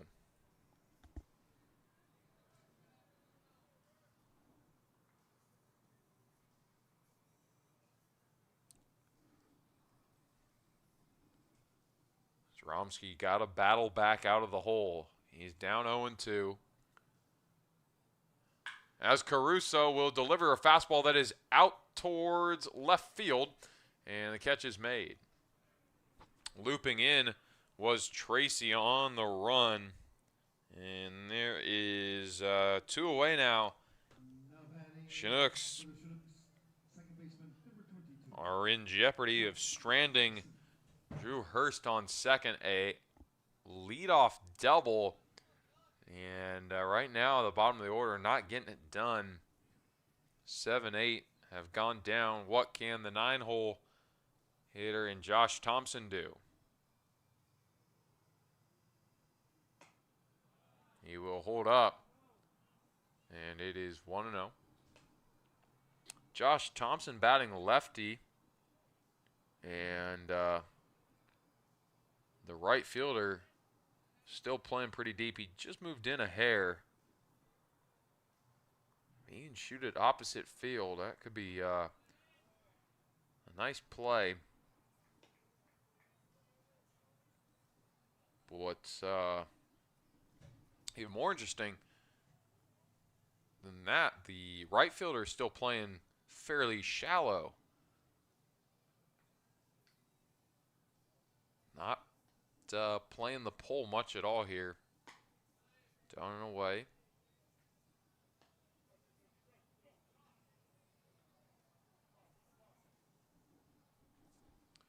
So, or Josh Thompson here, got to pull it deep or pull it toward the line or push it pretty shallow. He takes the 3-0 pitch right down the middle, and it is 3-1. Or honestly, you know, when you're ahead in the count like this, you can absolutely just take ball 4, head on to first, and send it back to the top of the order. No problems with that. And it's not what he needs to do there. He did take it, but it's in there anyway. Payoff pitch now for Ryan Caruso. He can get out of the inning with no damage done after giving up a leadoff double. And I mean, maybe this is exactly how you see the stats that he came in with. 14 hits given up, but only 2 earned runs.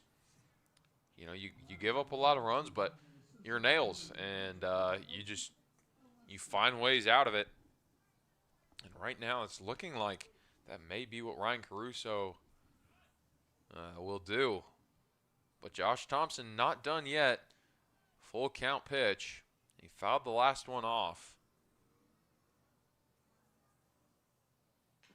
Fouls it into the turf, and we'll do it again. He's going to see another one. Vassar barking a little bit of encouragement from the on-deck circle.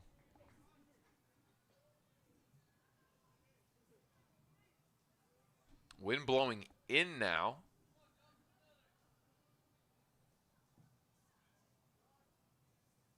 As it is a very large lead.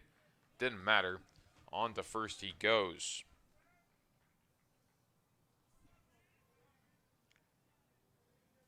But, I mean, it did matter. Drew Hurst, he's able to swipe third. And just now 90 feet from home plate for Reese Vassar. Vassar 1 for 3. Singled and scored in the first, but yet to do anything since. Can he capitalize on a runner in scoring position? He's not going to have to do it. It is another wild pitch. How about it, Mark? There it is, another one. 3-3 your score. And a runner back into scoring position. Josh Thompson moves over.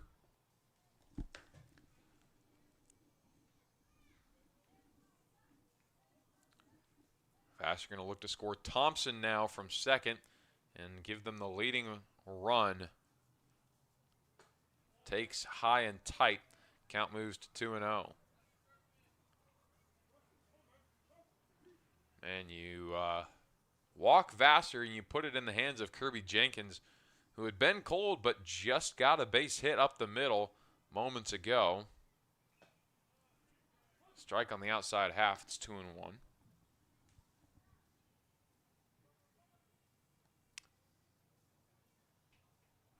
That's right, Mark. When we're going to take it, we will take it every day of the week.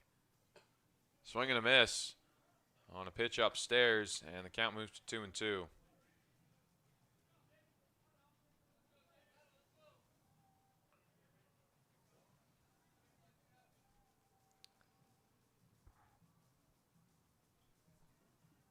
Two balls, 2 strikes. And it's down and away. That will move the runner into third. And just one more of those, Mark, and we're going to have another.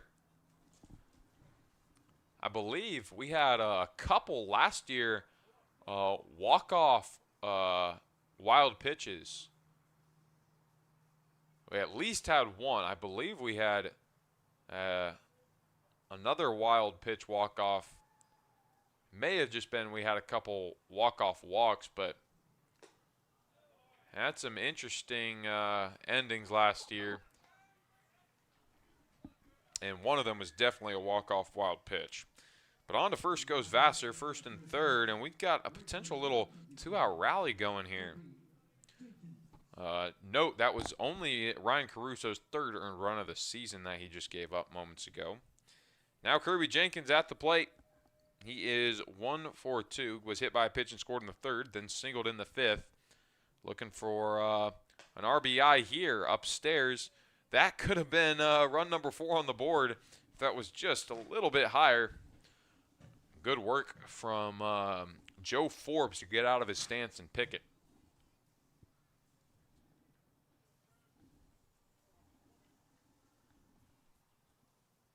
Three to 3. The Chinooks knocking on the door once more. Jenkins fans on it. 1 ball, 1 strike.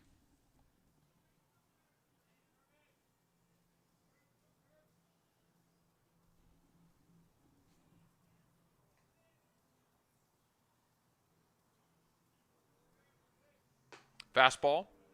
It is off the plane. Ooh, a little bit of a rundown. Oh, that's a nice little situation there for Reese Vassar. He got caught up in the middle, but the throw was off, and he was able to scamper right into second with a stolen base. So now both in scoring position. A base hit from Kirby Jenkins would be massive. Phoenix West waiting on deck. Yeah, Mark, you're right. I mean, he can't throw a pitch that is just going to bury out of the zone and force a swing and a miss. You know, you'll see that a lot from closers. They'll throw a pitch that just looks good and then has some nasty movement, but it's hard for a catcher to handle, and it's got a high rate of getting away, but it forces a lot of swing and a miss. But in a situation like this, you can't be throwing that pitch. You got to keep it tight. You got to keep throwing strikes that stay in the zone. 2-2 to Kirby Jenkins.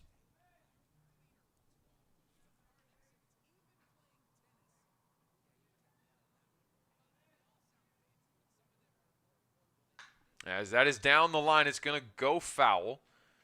Just off the fence of the Chinooks bullpen.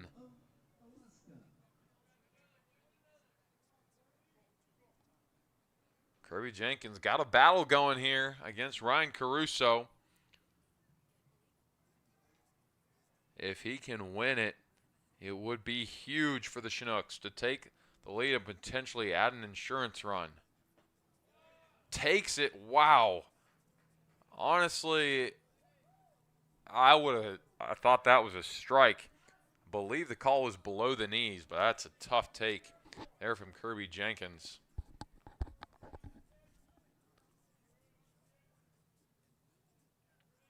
Three balls, 2 strikes, 2 away. Runners on second and third. He's going to foul it back. Pitch was high and tight, but he chose to swing, fight it off, and, you know, can't blame him. He's going to see another pitch here. Man, this wind is just whipping around everywhere. Not a whole lot of wind, but it is switching directions all over the place. It is now blowing across the diamond from left to right as Jenkins fouls it off again.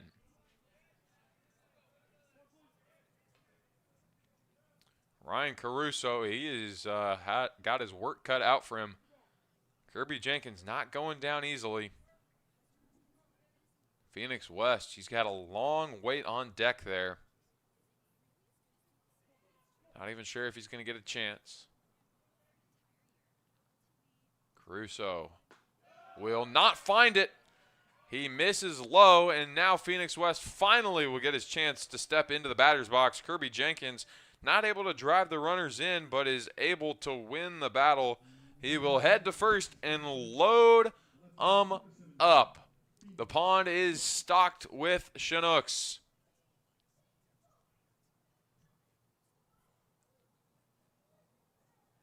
Out to the mound, and the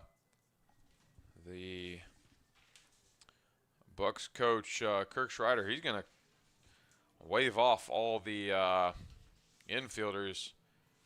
Just have a conversation with Caruso and his catcher, Joe Forbes. It's a big spot now for Phoenix West. Tie ball game 3-3. The Bucs do not want to drop this game. It has been a hot streak for them. They're on a 3-game winning streak. And in a race for the top, it's a game both teams got to have. The Chinooks would drop to 500 if they can't pull this one out. And the Bucs, they're only half a game back of the Miners, who are currently trailing 3-0 in the bottom of the fourth to the Oilers. So if they can pull this out, it is a trip to the top after being in last early in the season. A pitch downstairs, but it is stopped well by Forbes, 1-0.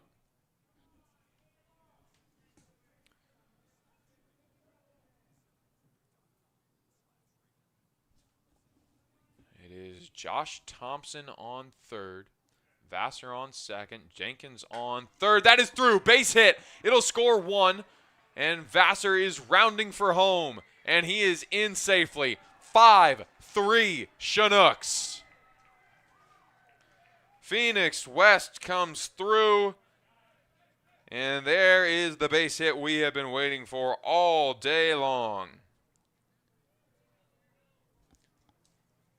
Thompson and Vassar home to score.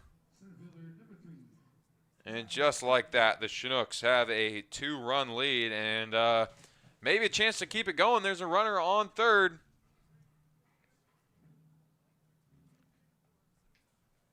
Vassar came home to score. Jenkins into third. Kai Butler at the plate. Butler, he is 1 for 3. Had the RBI single in the first. Maybe he can get another RBI right here.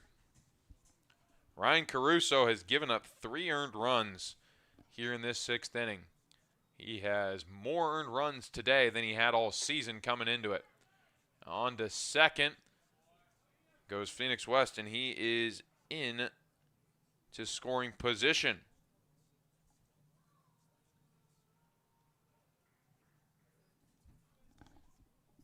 What a huge swing from Phoenix West there. And, I mean, just credit to him. Had to have it. And he was able to get it done. But that should end the inning. Kai Butler puts it straight up in the air. And underneath it for out number 3 is Camden Lanfear. But the damage has been done. 3 runs on 2 hits. There is no errors and 2 left on base. On to the home half of the 6th we go. Chinooks lead it 5-3. Ladies and gentlemen, we want to make sure we wish a very special birthday to Hunter. Happy birthday, Hunter, from your Anchorage Bucs. Also, get out those red ticket numbers. We got another one for you. That red ticket number is 066589. 066589. You're bringing home some Little Caesars.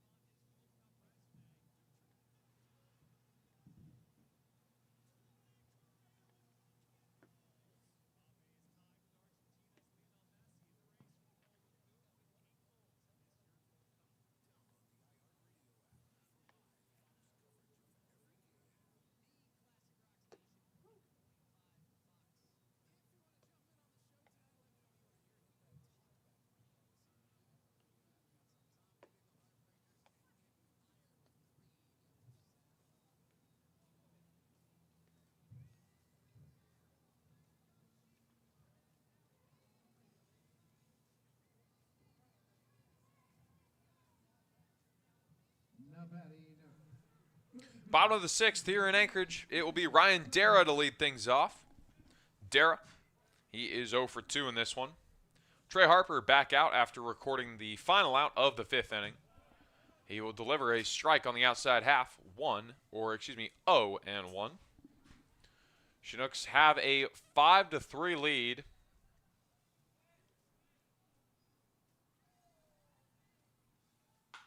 It is on over to second. Cleaned up by Josh Thompson, and there's one away. Finn Leach at the plate. He is 1 for 1, doubled and scored in the 4th, walked in the 2nd.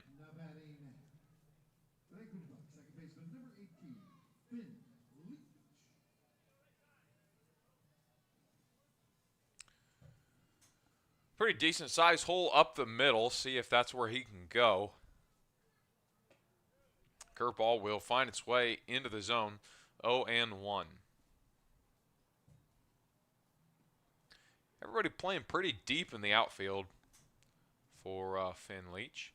And he went deep his last time up. Not all the way deep, but off the wall in the left center alleyway. It was off that red Earhart roofing sign right next to the batter's eye.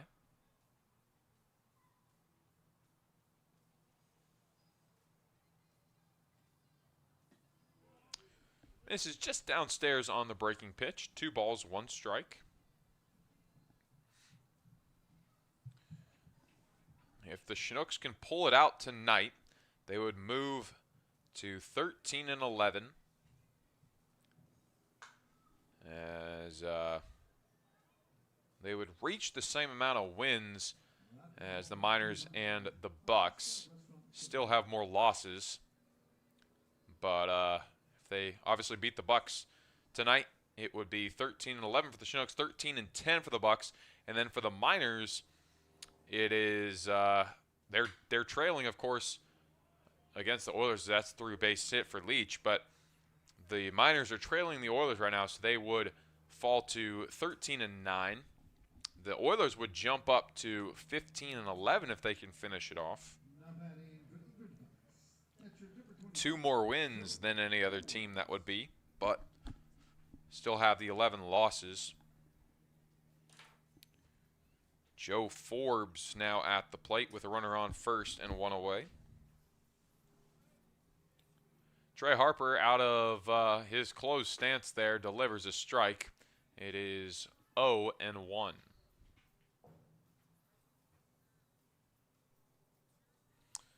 We do have a Little League game or something of the sort going on in the background over at the K Fields. That one lifted very high, but not very deep at all, into the glove of third baseman Drew Hurst. And there is 2 away.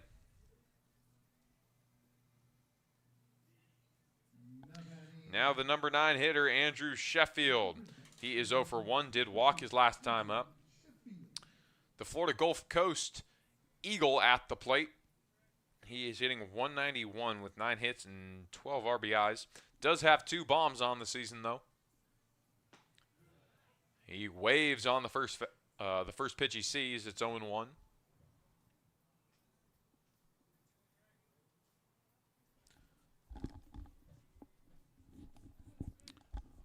See if we see a new Bucs pitcher to start the 7th. As another good pitch from Trey Harper makes it 0 and 2. Ryan Caruso did not have a good outing so far. 3 earned runs.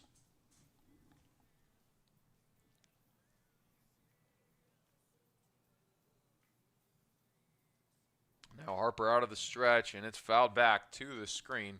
We'll do it again at 0 and 2.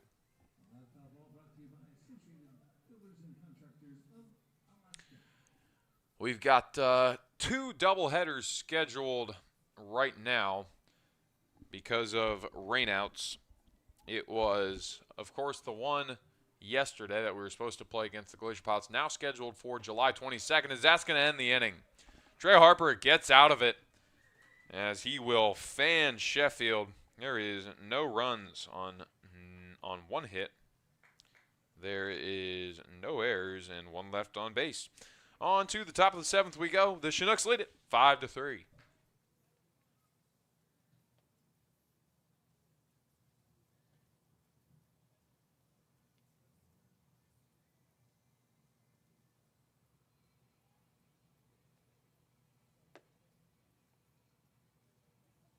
Ladies and gentlemen, I want to take a moment to thank those folks who help make all of it possible, our host families.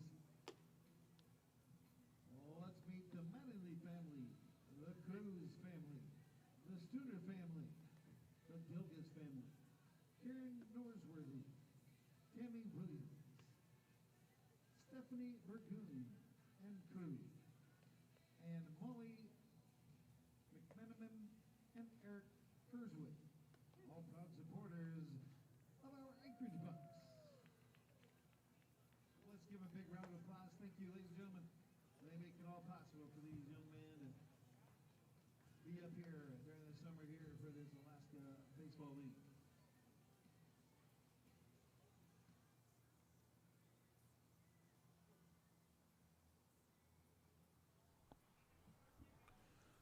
Welcome back to Mulcahy Stadium. It will still be Ryan Caruso for the Bucs. He's going to have to try and rein it back in after giving up 3 runs in the 6th inning. Cal Whiff set to lead things off. Takes a first pitch inside. It is 1-0. Whiff 0 for 3 in the ballgame so far. See if he can get it going here in the top of the 7th. Chinooks look to add on some insurance. And they really would like to because they know the Bucs can put up runs in a hurry. Pitching has been solid so far for the Chinooks. But, man, here in the ABL, floodgates can open on you real quick. It is on the ground. It is through for a base hit. Just past the outstretched glove of Camden Lanfear. First base knock of the ball game for Cal Whiff.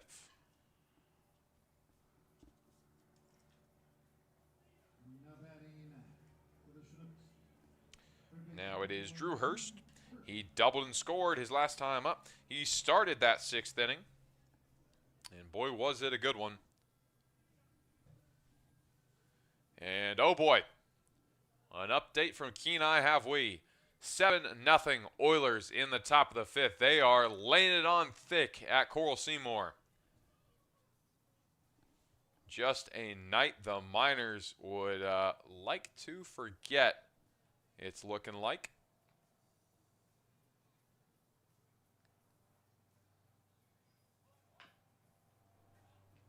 As that's fouled off. So I forgot to mention, or I didn't see earlier when we were talking about it, this is actually game 3 of that series already down there. The Miners took the first 2 from the Oilers, 14-7 on Saturday, 9-8 in a close one last night on Sunday. And right now the Oilers are punching back in a big way. It is indeed 7-0 Oilers. So good time to be an Oilers fan right now at Coral Seymour, but the Miners took the first 2 of that series. 1 ball, 1 strike. As Drew Hurst still at the plate with nobody gone.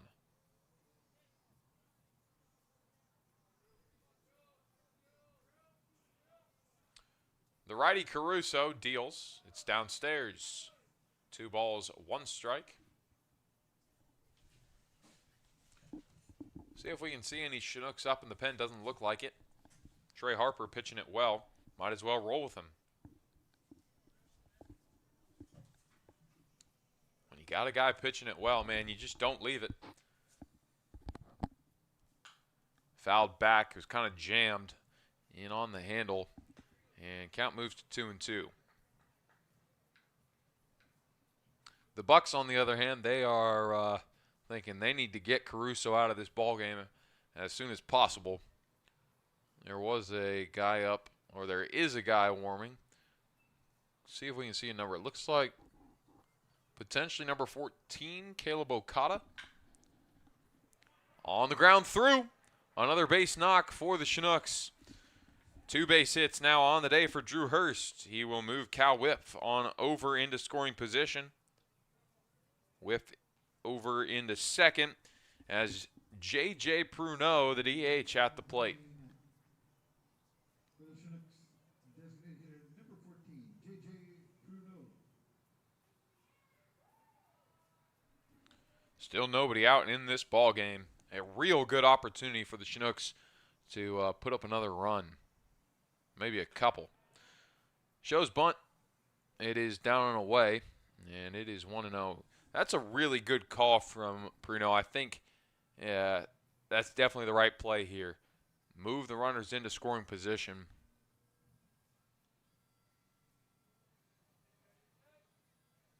And that's exactly what he's going to do. Pruneau's going to try and run it out, but not going to be able to do it. But it doesn't matter. He does his job. Gets Whiff over to third. Gets Hurst into second. And Luke Zaromski's at the plate with 1 away. And both runners in the scoring position.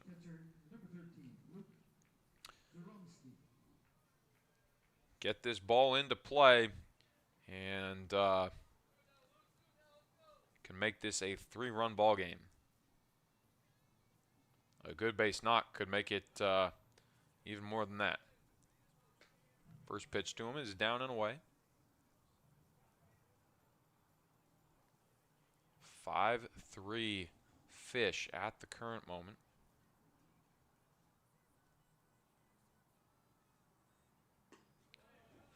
Downstairs once again. 2 balls, no strikes for Zaromski.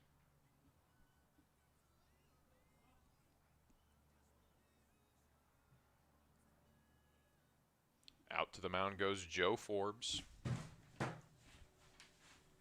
Have a little conversation with Caruso. I mean, I imagine they're going to try and get Caruso through this inning if they can, but any more trouble and they're just going to have to throw in the new pitcher, which I believe is Okada in the pen.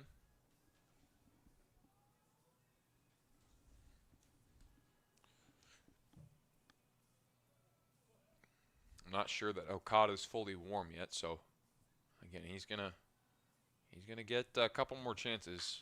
Is Caruso, and that might be a big way to get out of it. No, it's into the stands. I thought there was a chance that was playable for Raymond, but no. It's a big break for Zaromski. 2-1.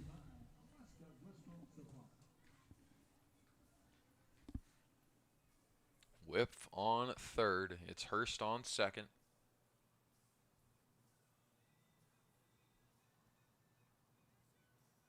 There's a 2-1 pitch just downstairs, and we move to 3-1. If Zaromski can take ball 4 here, it would load the bases up and bring up Josh Thompson, who's had a pretty decent night. 1 for 2 with a walk. Instead, Zaromski's going to chop it over, and they're going to get the force out, or not the force out, they're going to get the easy out at home and protect the run. It's a really good turn of events, honestly, for the Oilers. Not the Oilers, man, the Bucs. Spent too long down in Kenai, as it's a fielder's choice for Zaromski. Josh Thompson now, as that might be the end of the day for Ryan Caruso. Let's see here.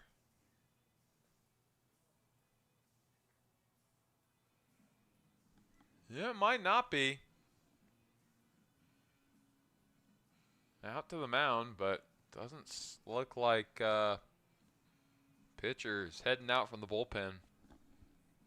So they're going to try and just get him out of the inning with the number 9 hole hitter. And Josh Thompson at the plate. And now they will signal for him to come out of the pen. Looks like Okada, who I believe is the new pitcher, will confirm that in a moment. But looks like he didn't know whether he was coming out or not, and then they signaled for him. So we will take a break, get you his name, number, some stats when we return.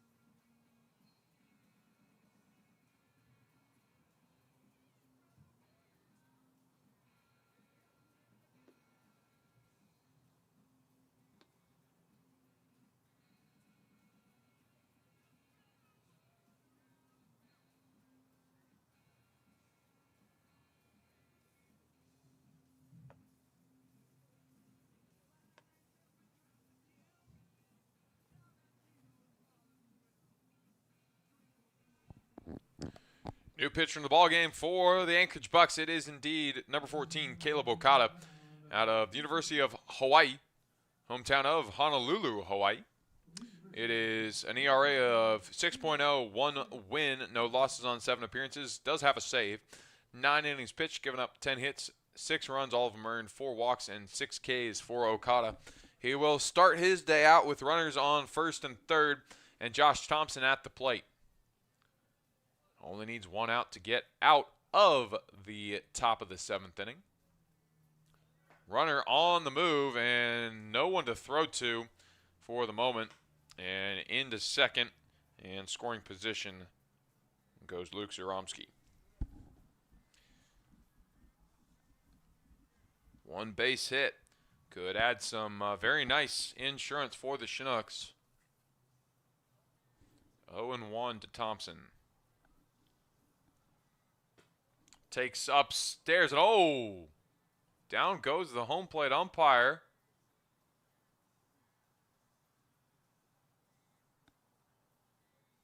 Ooh, where did that get him? Doesn't look good. We've got trainers from both sides out.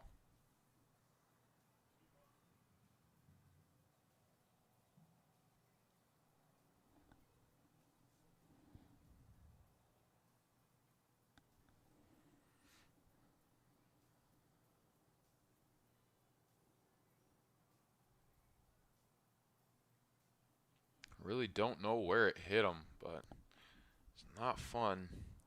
It was a pitch high and tight.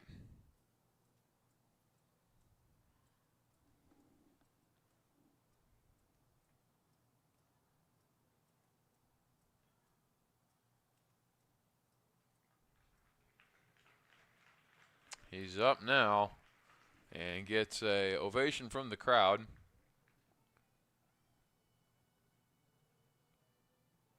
Hopefully he's going to be all right.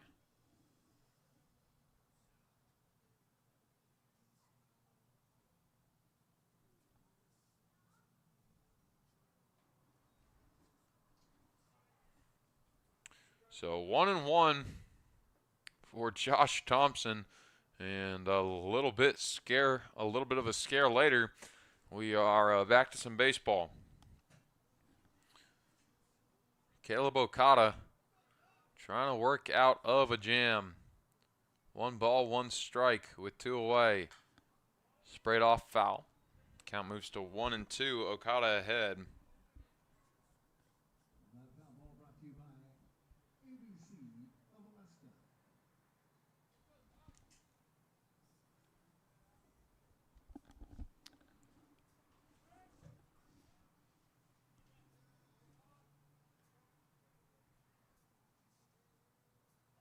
Down and away. Good pick from Joe Forbes. Man, that's a nice play there. Hasn't gotten a lot done at the plate in his time here in Alaska, but he is clearly showing it off behind the dish. I mean, that very easily could have been another run across for the Chinooks. That one's downstairs as well. So 3-2, full count payoff pitch for Josh Thompson.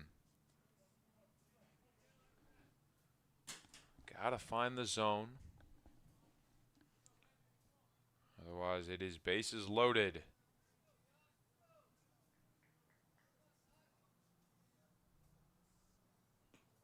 And that ball gets away. And that will give the Chinooks another run. Drew Hurst is home to score. It is 6-3 Fish, and man, Mark, you couldn't have picked a better day to give us your little stat there, because the Chinooks, they are on run number 3, home on a wild pitch. Reese Vassar in the top of the order, back up with 2 away. Josh Thompson on first, and it is Zaromsky on third. Drew Hurst home to score.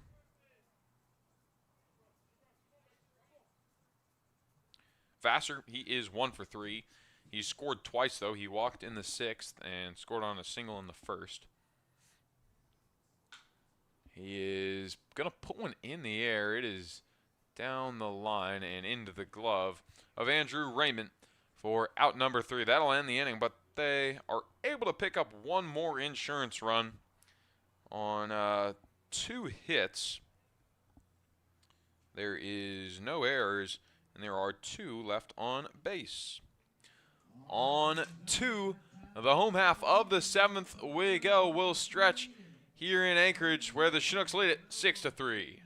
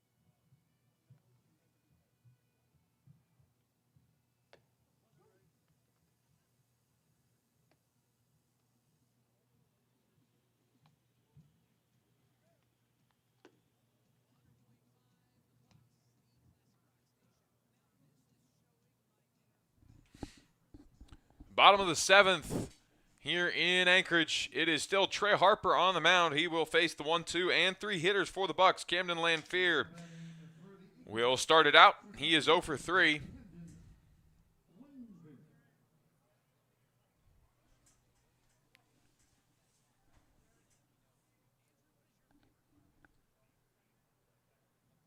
On the ground, right over to the shortstop Vassar, and he fires in time for out number 1. 1 pitch, 1 away, and that's the way the Chinooks like it. Now it is Andrew Raymond, who is 0 for 2. He had a walk in the 3rd, but that's it.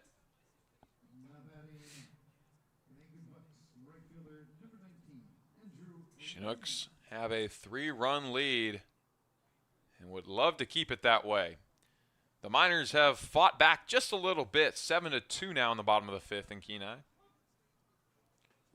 Strike at the knees for Raymond, and it's 0-1. Hank Smith waits on deck. He's been a little bit more dangerous in this ball game, 2 for 3, but did ground into a double play.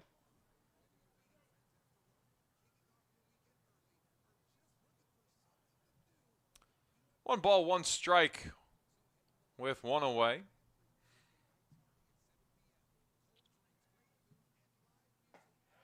Ooh, good pitch from Harper. Didn't get him to pull the trigger, but I like the pitch there going across to the inside corner. Challenged the zone too, just didn't get the call. This time he goes to the middle and it's fouled off. 2 balls, 2 strikes.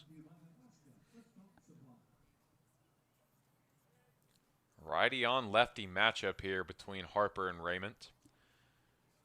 Raymond, a Santa Clara Bronco, as he takes that one just below the knees. Count moves full, 3-2.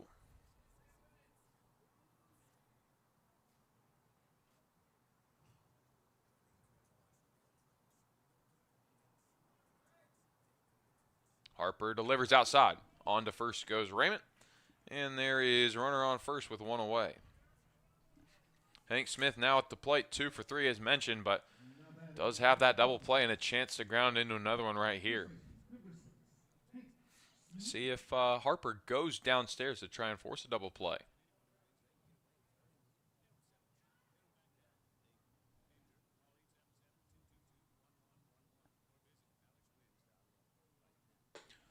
Good pitch on the corner. My goodness.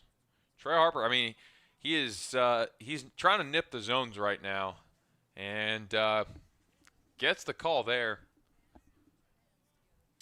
Sometimes it's a way to give up walks like he just did with Raymond, but boy, can it be effective.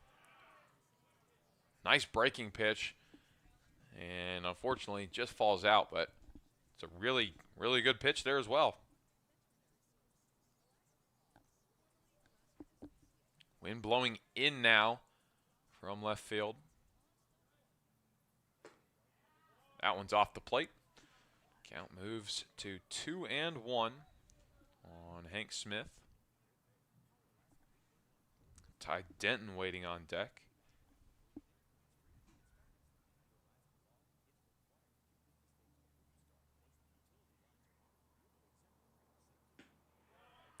Just off the corner. And Hank Smith ahead now. 3 balls, 1 strike.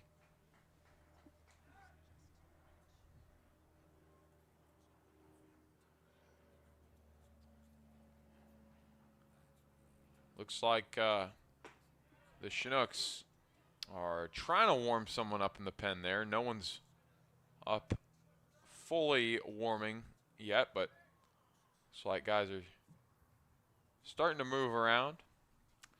Got a full count here for Hank Smith. Throw on over to first. Oh, man. The throw was missed by whip, but it bounces off the leg of Raymond, so it does not get away. That's a big break for the Chinooks. Keeps the runner out of scoring position. Runner goes anyway, and it is off the plate, ball 4. Now Ty Denton with a runner in scoring position and only 1 away. Denton 2 for 3, a double and a single as Easton Babe out to the mound.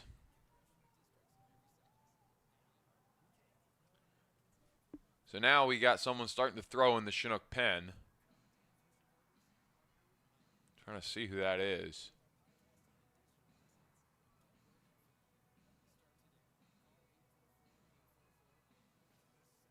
Can't quite tell. But Trey Harper going to try and have to get out of this inning by himself, I would imagine, unless they can warm whoever that is in the pen really quickly. Oh, I saw a sidearm movement. That is very potentially Paul Whitcop.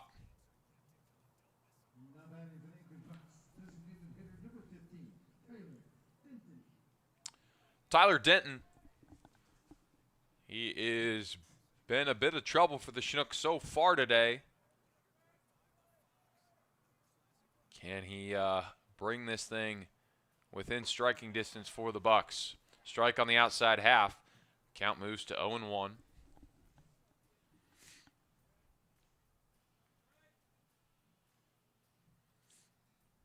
The double play still a possibility here, but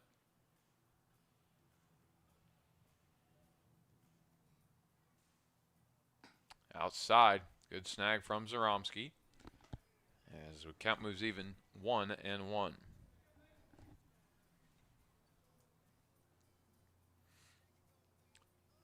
Again, we said it earlier, but the Chinooks need to pick this one up if they want to stay above 500. If they lose, they fall to 12-12. As that is into the air.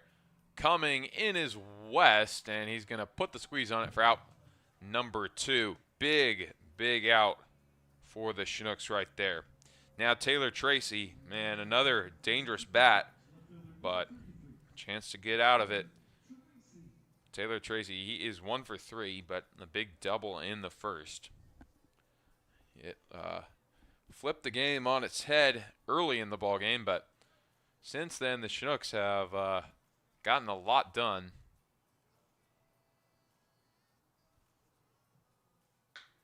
As that one jammed over to short, they're going to flip to second in time for out number 3. The Chinooks, man, they get out of it.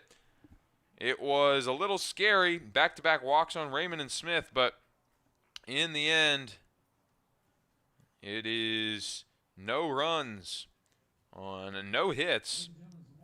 There is no errors and 2 left on base. It is on to the top of the 8th. Here in Anchorage, Chinooks lead it 6-3.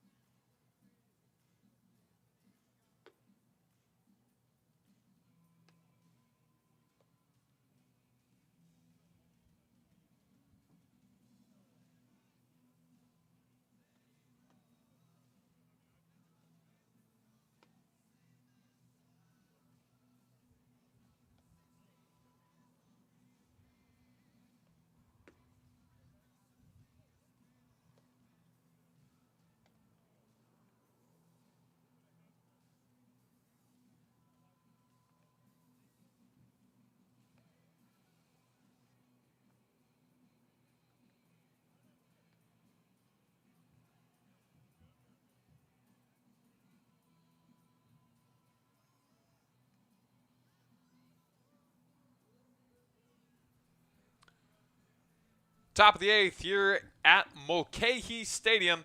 Caleb Okada, the lefty, back out for another inning.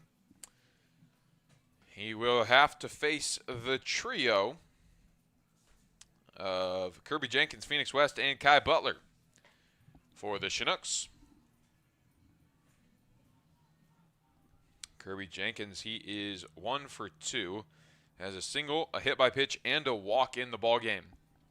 And, yeah, Mark, I think you're right. It is, I believe, number 30, Paul Whitcop out there in the pen for the Chinooks. I imagine we see him for the start. Honestly, we may not see him for the start of the 8th. We saw the Chinooks do something similar with Cade Rowland in Kenai. They had guys up, and he just kept getting out of jams, and they just kept rolling with him, and he finished the job. So, honestly, wouldn't be surprised if the Chinooks do the same thing right here. As did all electricity just go down here at the ballpark? That's a rip through the middle. And Kirby Jenkins in there with a single to lead things off. The scoreboard back on. And I guess not any electricity down, just scoreboard shut off. I think they're trying to reset things to the correct spot because it's been off all day.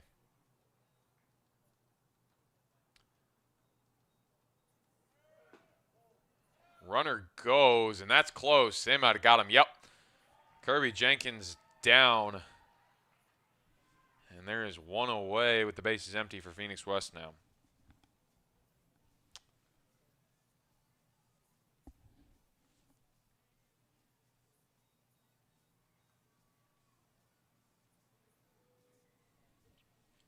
Chinooks holding a 6-3 lead over the Anchorage Bucs. Strike on the inside, or on the outside half, excuse me.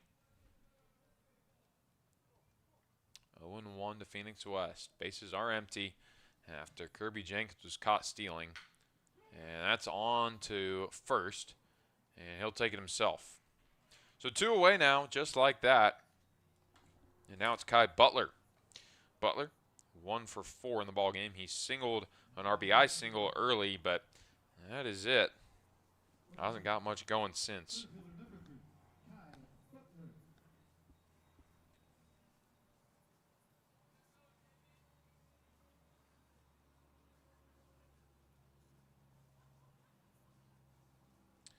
Okada, the lefty, deals. Fastball at the belt. It is 0-1.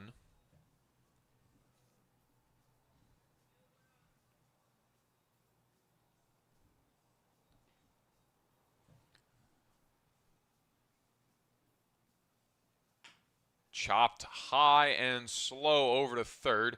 And the transfer not made by Sheffield. And I'm going to go error there. I think a good throw gets him, even though it was a slow chopper. So I'm going E5. And the Chinooks now have a base runner. Now Cal Whiff at the plate. Whiff, he did single in the 7th inning, so he's 1 for 4.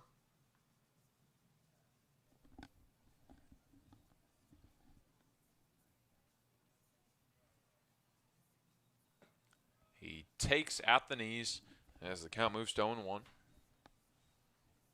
There are 2 away, so Caleb Okada and the Bucs can get out of it right here.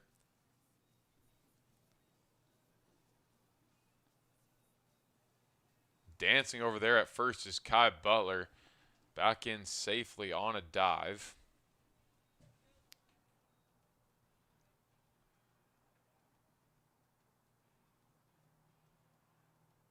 Paul Whitcop still up in the pen for the Chinooks. So I imagine he comes out here for the start of the 8th, and it's going to be now. Kai Butler caught stealing. What an arm behind the plate from Joe Forbes. He will pick off 2 in the same inning. And Cal Whiff will be back out for the 9th inning to start things out. There are no runs on 1 hit. There is no errors, and there are no one left on base. So on to the home half of the 8th we go. Chinooks lead it 6-3.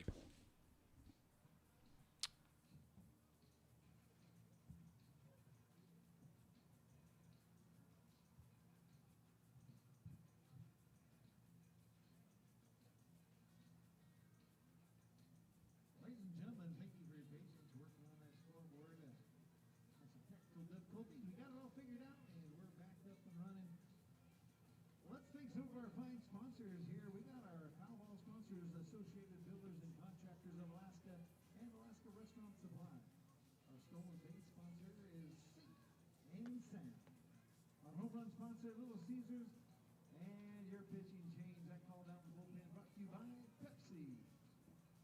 Thank you to all those folks who make it all possible, those extra special advertising. We appreciate you and all that you do. We also want to recognize some more of our folks who help us out every single day.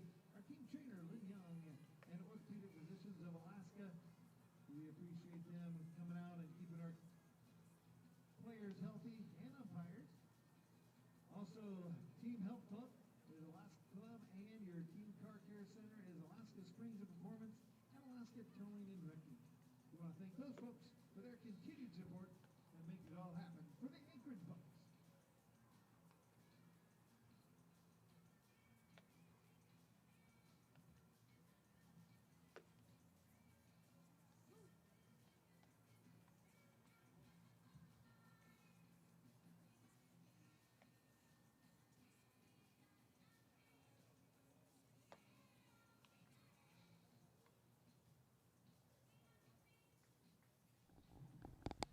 Welcome back into Mulcahy Stadium, bottom of the 8th here in Anchorage. It is a new pitcher for the Chinooks, number 30, Paul Whitcop, out of the University of Richmond, hometown of McLean, Virginia.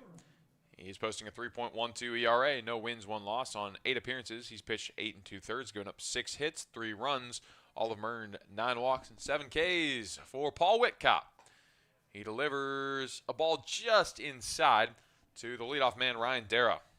Dara, he is 0 for 3 in this one so far.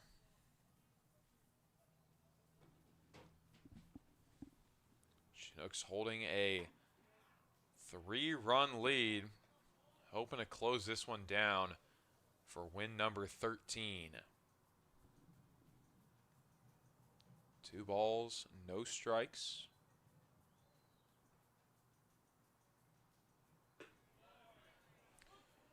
Gets a strike as we move to 2-1.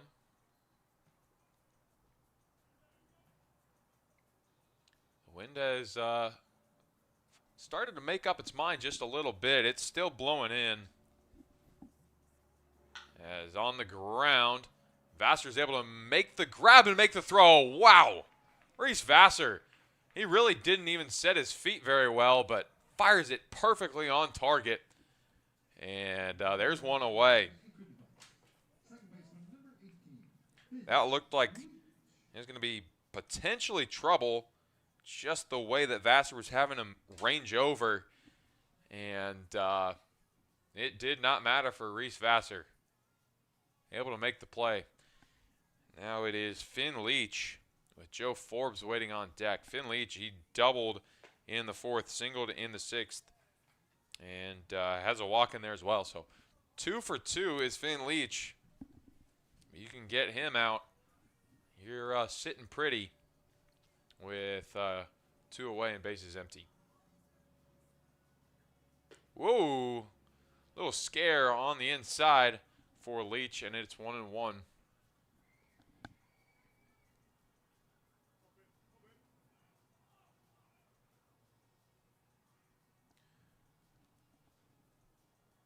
Paul Whitcop, the submarine specialist,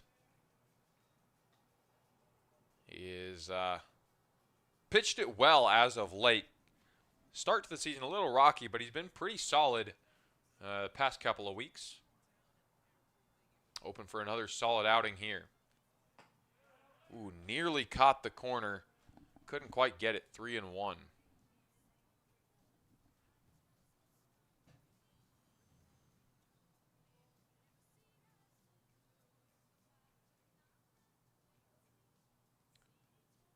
Righty Whitcop delivers, inside, but it's fouled back, so full count now.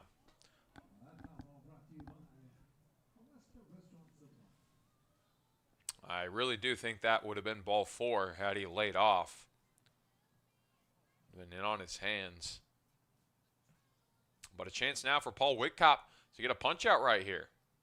That's not going to do it. It's outside. And on to first goes Finn Leach.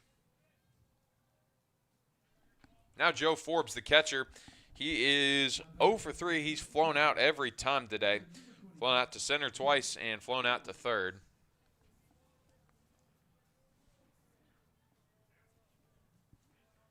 Still 7-2 down there on the peninsula, bottom of the 6th. Oilers are leading it. On the ground, over to short. Vassar goes to second for 1. No, he didn't have it. Oh, man. What could have been a potential 2-ball probably was not turning it to first. But, surely a fielder's choice was not handled by Josh Thompson at second. And going to go error there.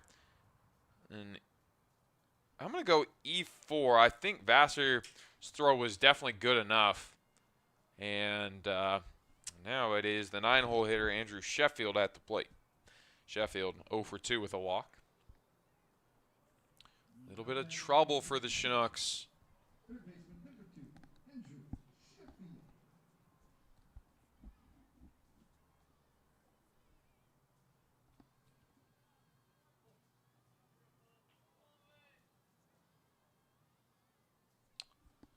Whitcott pitching out of the stretch. Ooh, good pitch on the outside half. And it is 0-1. When you deliver that sidearm, you can, deliver one that comes on a fastball just straight across a plate, kind of. Very different than what you can get from that overhand motion.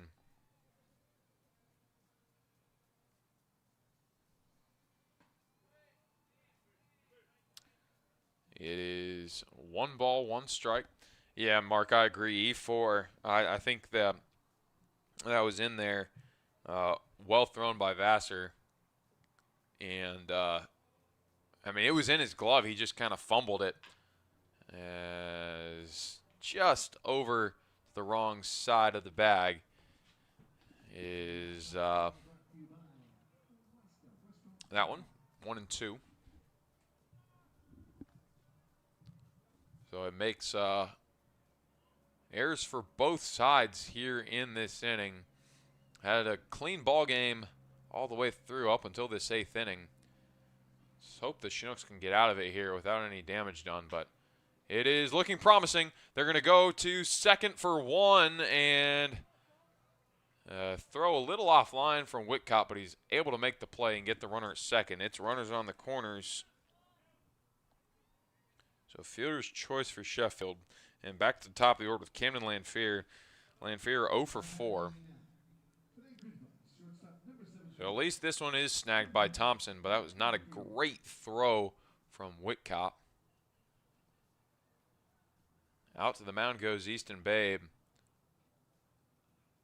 Believe Rossi is warming in the pen.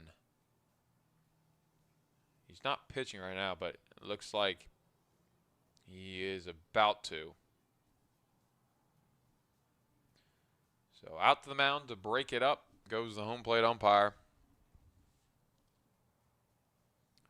Yeah, I agree, Mark, man.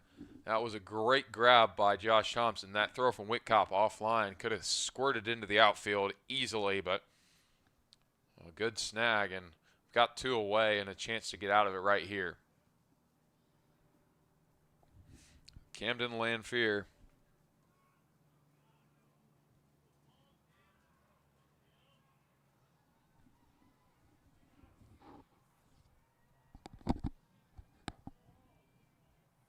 First and third for the Bucs. They trail by 3. Ooh, nice breaking pitch there from Whitcott. Just couldn't quite get the call on the inside.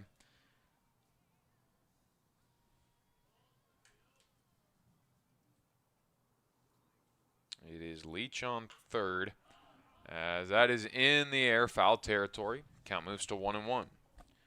Again, Leach on third, Sheffield on first.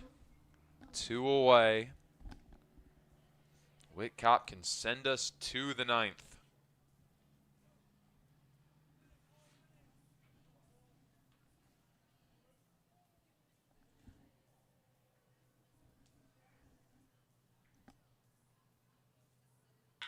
It is laced out there into left field. It will score 1, make it 6-4 Chinooks. As Lanfear comes up with the first base hit of the night for him, and a big one at that. It is going to be a long journey back into this one for the Bucs, but it is getting a little sketchy for the Chinooks. Got to hold on to it. It does move Sheffield into scoring position.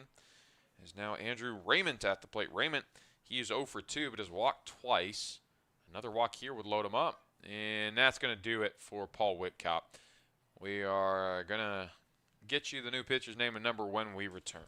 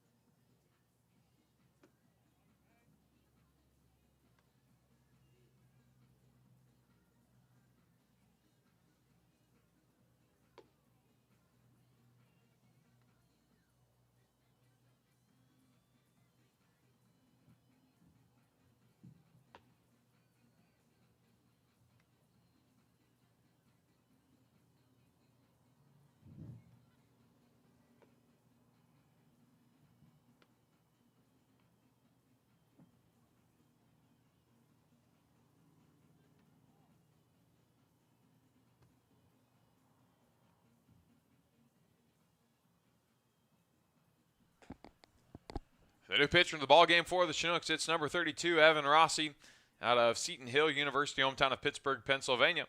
It is an ERA of 2.79, no wins, 2 losses on 7 appearances. He does have 4 saves, however. 9.2 innings pitched, giving up 10 hits, 5 runs, only 3 of them earned, 6 walks, 7 strikeouts for Evan Rossi. Got runners on first and second with 2 away, trying to get out of the 8th inning and send us to the 9th, where he will more than likely be the one to close it down in the bottom of the 9th. Andrew Raymond, 0 for 2 in the ballgame, but has 2 walks. He'll step to the plate. It is Lanphier on first and Sheffield on second. Finn Leach has come home to score in the inning already. 6-4, Chinooks lead it. Misses high and away with the first pitch. It's 1-0. Hank Smith waits on deck. It looks like it might be sprinkling just a little bit out there. I could be wrong, but that's what it sort of looks like.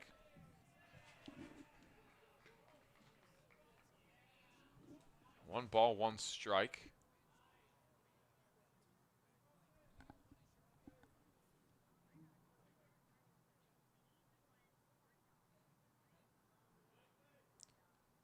Rossi delivers the 1-1 outside.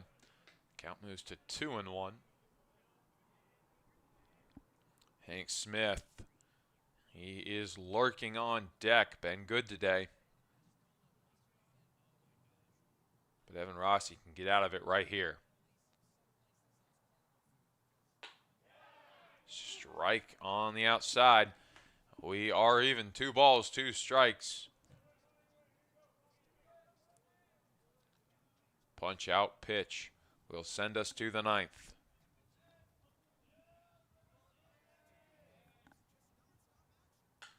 Into the air, foul territory. We do it again.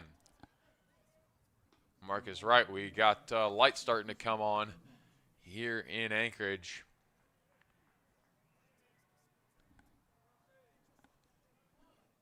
You're going to start putting them on. Not that it's super necessary. I mean, we played much later into the night in Kenai without lights. They don't even have lights at Coral Seymour, but just doing it because they can. Full count pitch, payoff for Evan Rossi. It is a foul tip into the turf, and both runners going to have to retreat. They were on the move. Long battle here with Andrew Raymond.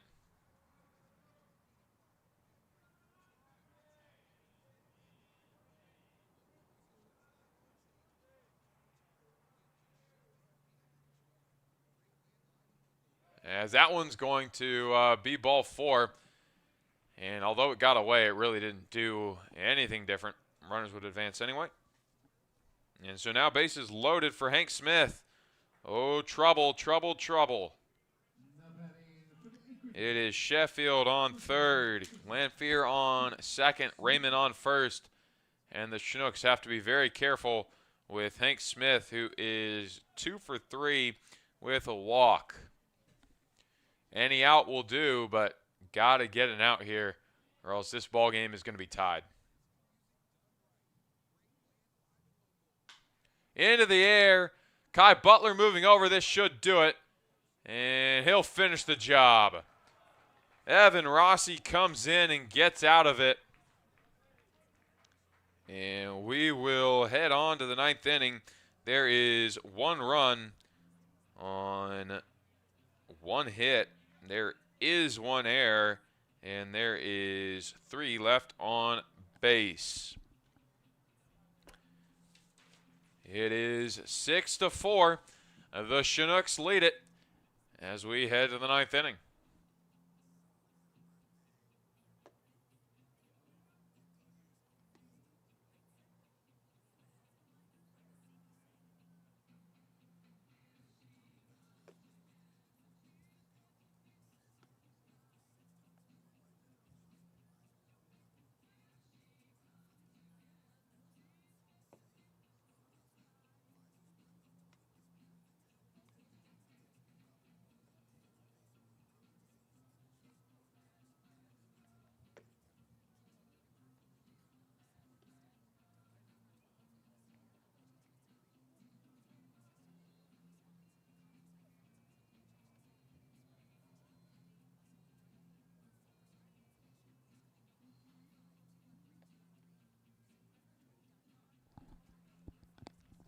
Top of the ninth here in Anchorage. Last chance for the Chinooks to add on.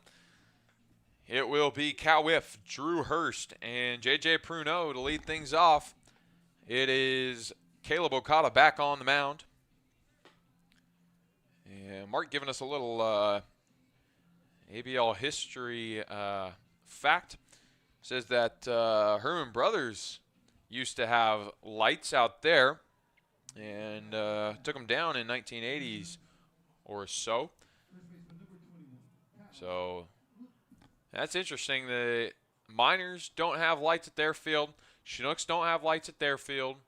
And the Oilers don't have lights at their park either. Mulcahy's the only one with lights, and they're using them right now. I do believe Groudon up in Fairbanks does. I could be wrong on that, though. But I believe they have lights. But obviously they're not in the ABL anymore. 0-1 after Cal Whiff took the first pitch. Take another one. It's in there. 0-2 on the curveball.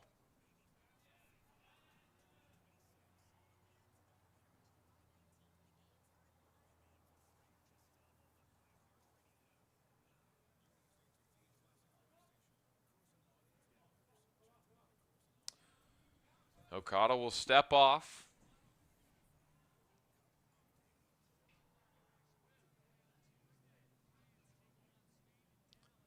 As Cal Whiff, he's going to take a long stroll away from the box before he's going to step back in.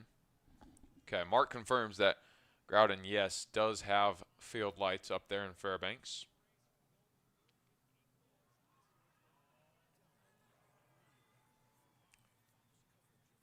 The 0-2 becomes 1-2. It's high and away. But yeah, it's not really a necessity for a lot of the ballparks here in Alaska, but especially, you know, when you got high school games earlier in the year, you know, that could sometimes go really late. You want them.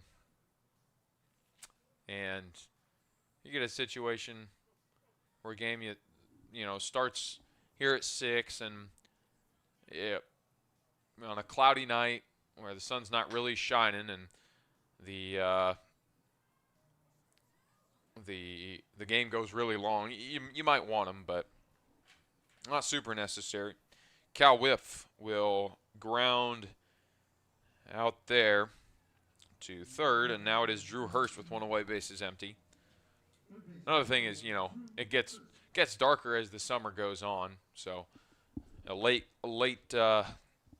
season ball game that goes long, you know, could definitely need it. Strike right down the middle, and it is 0-1.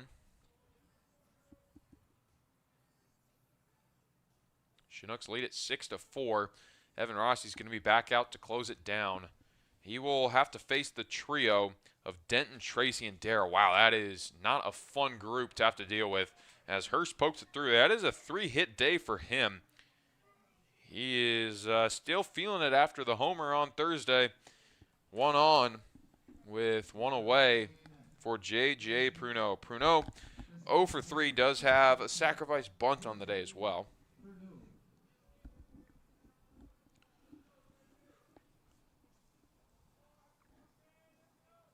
Luke Zaromsky now on deck. Ooh, thought that one missed upstairs, but they're going to say it was in there at the belt. 0-1.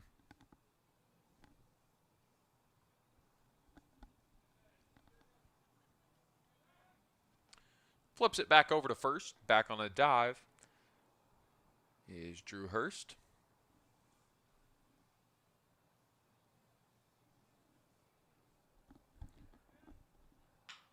Slowly up the middle, this should be 2. They're going to get 1 at second, and that will end the inning. A double play for J.J. Pruneau, and now it is closing time. No runs on 1 hit, no errors, nobody left on base in the top half. On to the bottom of the 9th. Chinooks lead it 6-4.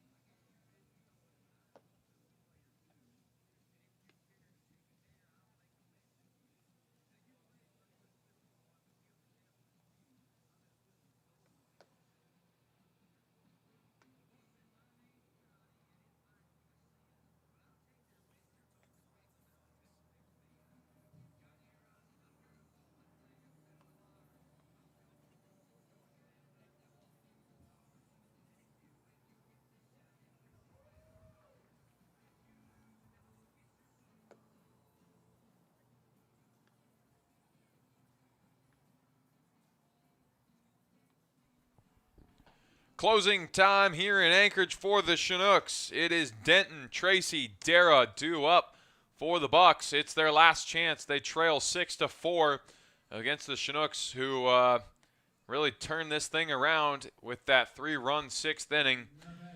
Evan Rossi set to finish the job for the Fish. Ty Denton, 2 for 4 on the day, will step to the plate. See what he can do against the closer, Rossi. Chinooks eyeing win number 13 right here. They sit at 12-11 at the moment. First pitch, a fastball in there for a strike. It's 0-1. Taylor Tracy waits on deck for the Bucs.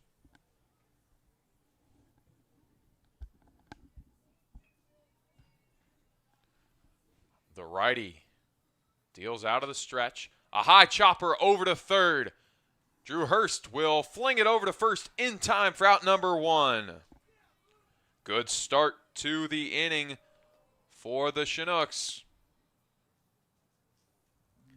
Now it is Taylor Tracy, the left fielder. He is 1 for 4. He had the big 2 RBI double in the first, but that's it. Got to find a way to get on base.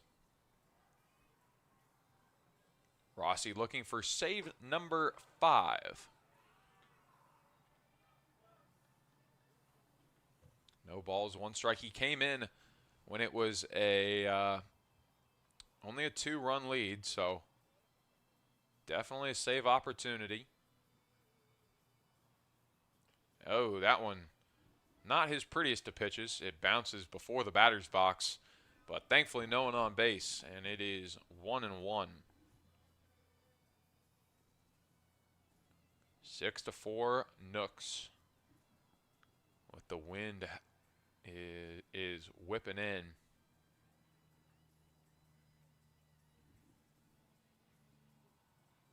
One from Rossi. Off the bottom corner. And the count moves to 2-1.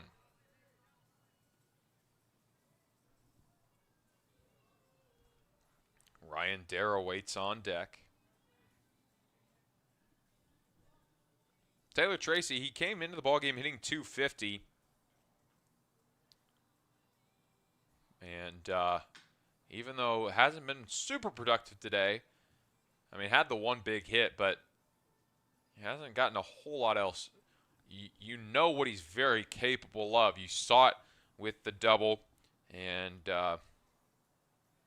just the eye test, honestly. I mean, you can tell this kid, I mean, he can play the game, especially if you watch him out in left field. Chops it on over to third. Hurst, he is busy here in this inning and gets it over in time for out number 2. Chinooks 1 out away from victory here in Anchorage. It would be a gutsy win, and they would love to have it. Last chance for the Bucs. It is Ryan Dara. He is 0 for 4, another guy who just not his day, even more so than Tracy. I mean, Tracy, he's going to walk out of here with an extra base hit and 2 RBIs. Dara, 0 for 4, came in hitting .342 with 26 hits on the season. And unless he can come up with something here, this will be a day to forget for him. 1-0 on the first pitch from Rossi. Ooh, just below the knees. Count moves to 2-0. It's Finn Leach on deck now for the Bucs. You really just don't want to let it get to Finn Leach. He's 2 for 2 with 2 walks. Scored twice today, so just got to punch Ryan Dara out and finish this thing. 2-1 after a strike is called on the inside corner. We really appreciate all of you who have tuned in and stuck with us here in Anchorage. It's been a good one for the Chinooks. Off the plate, and it is 3-1. Evan Rossi, got to try and find the zone here. Like I said, don't want to give it to Finn Leach.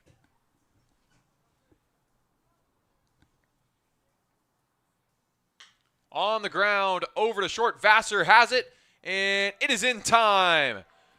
6-4. Chinooks win it. Save number 5 for Evan Rossi on the season. The Chinooks have a day here in Anchorage, and they get to win number 13. It is a 1-2-3 inning delivered by Evan Rossi.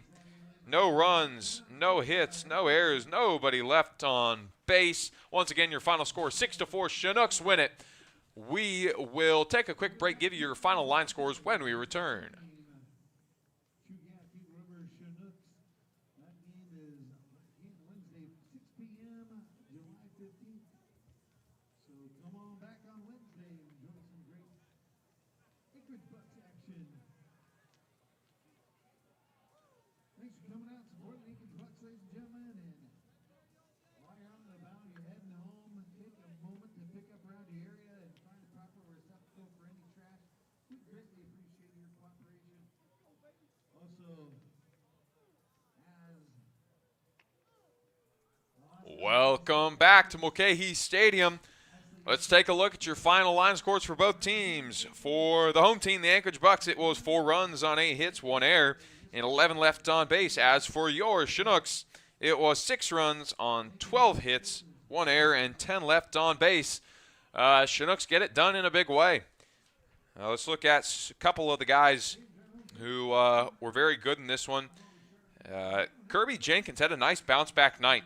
He was 2 for 3, 2 singles, and then a hit-by-pitch and a walk as well. Came home to score on the hit-by-pitch in the third. Nice night for him. Vassar only 1 for 4, but he scored twice.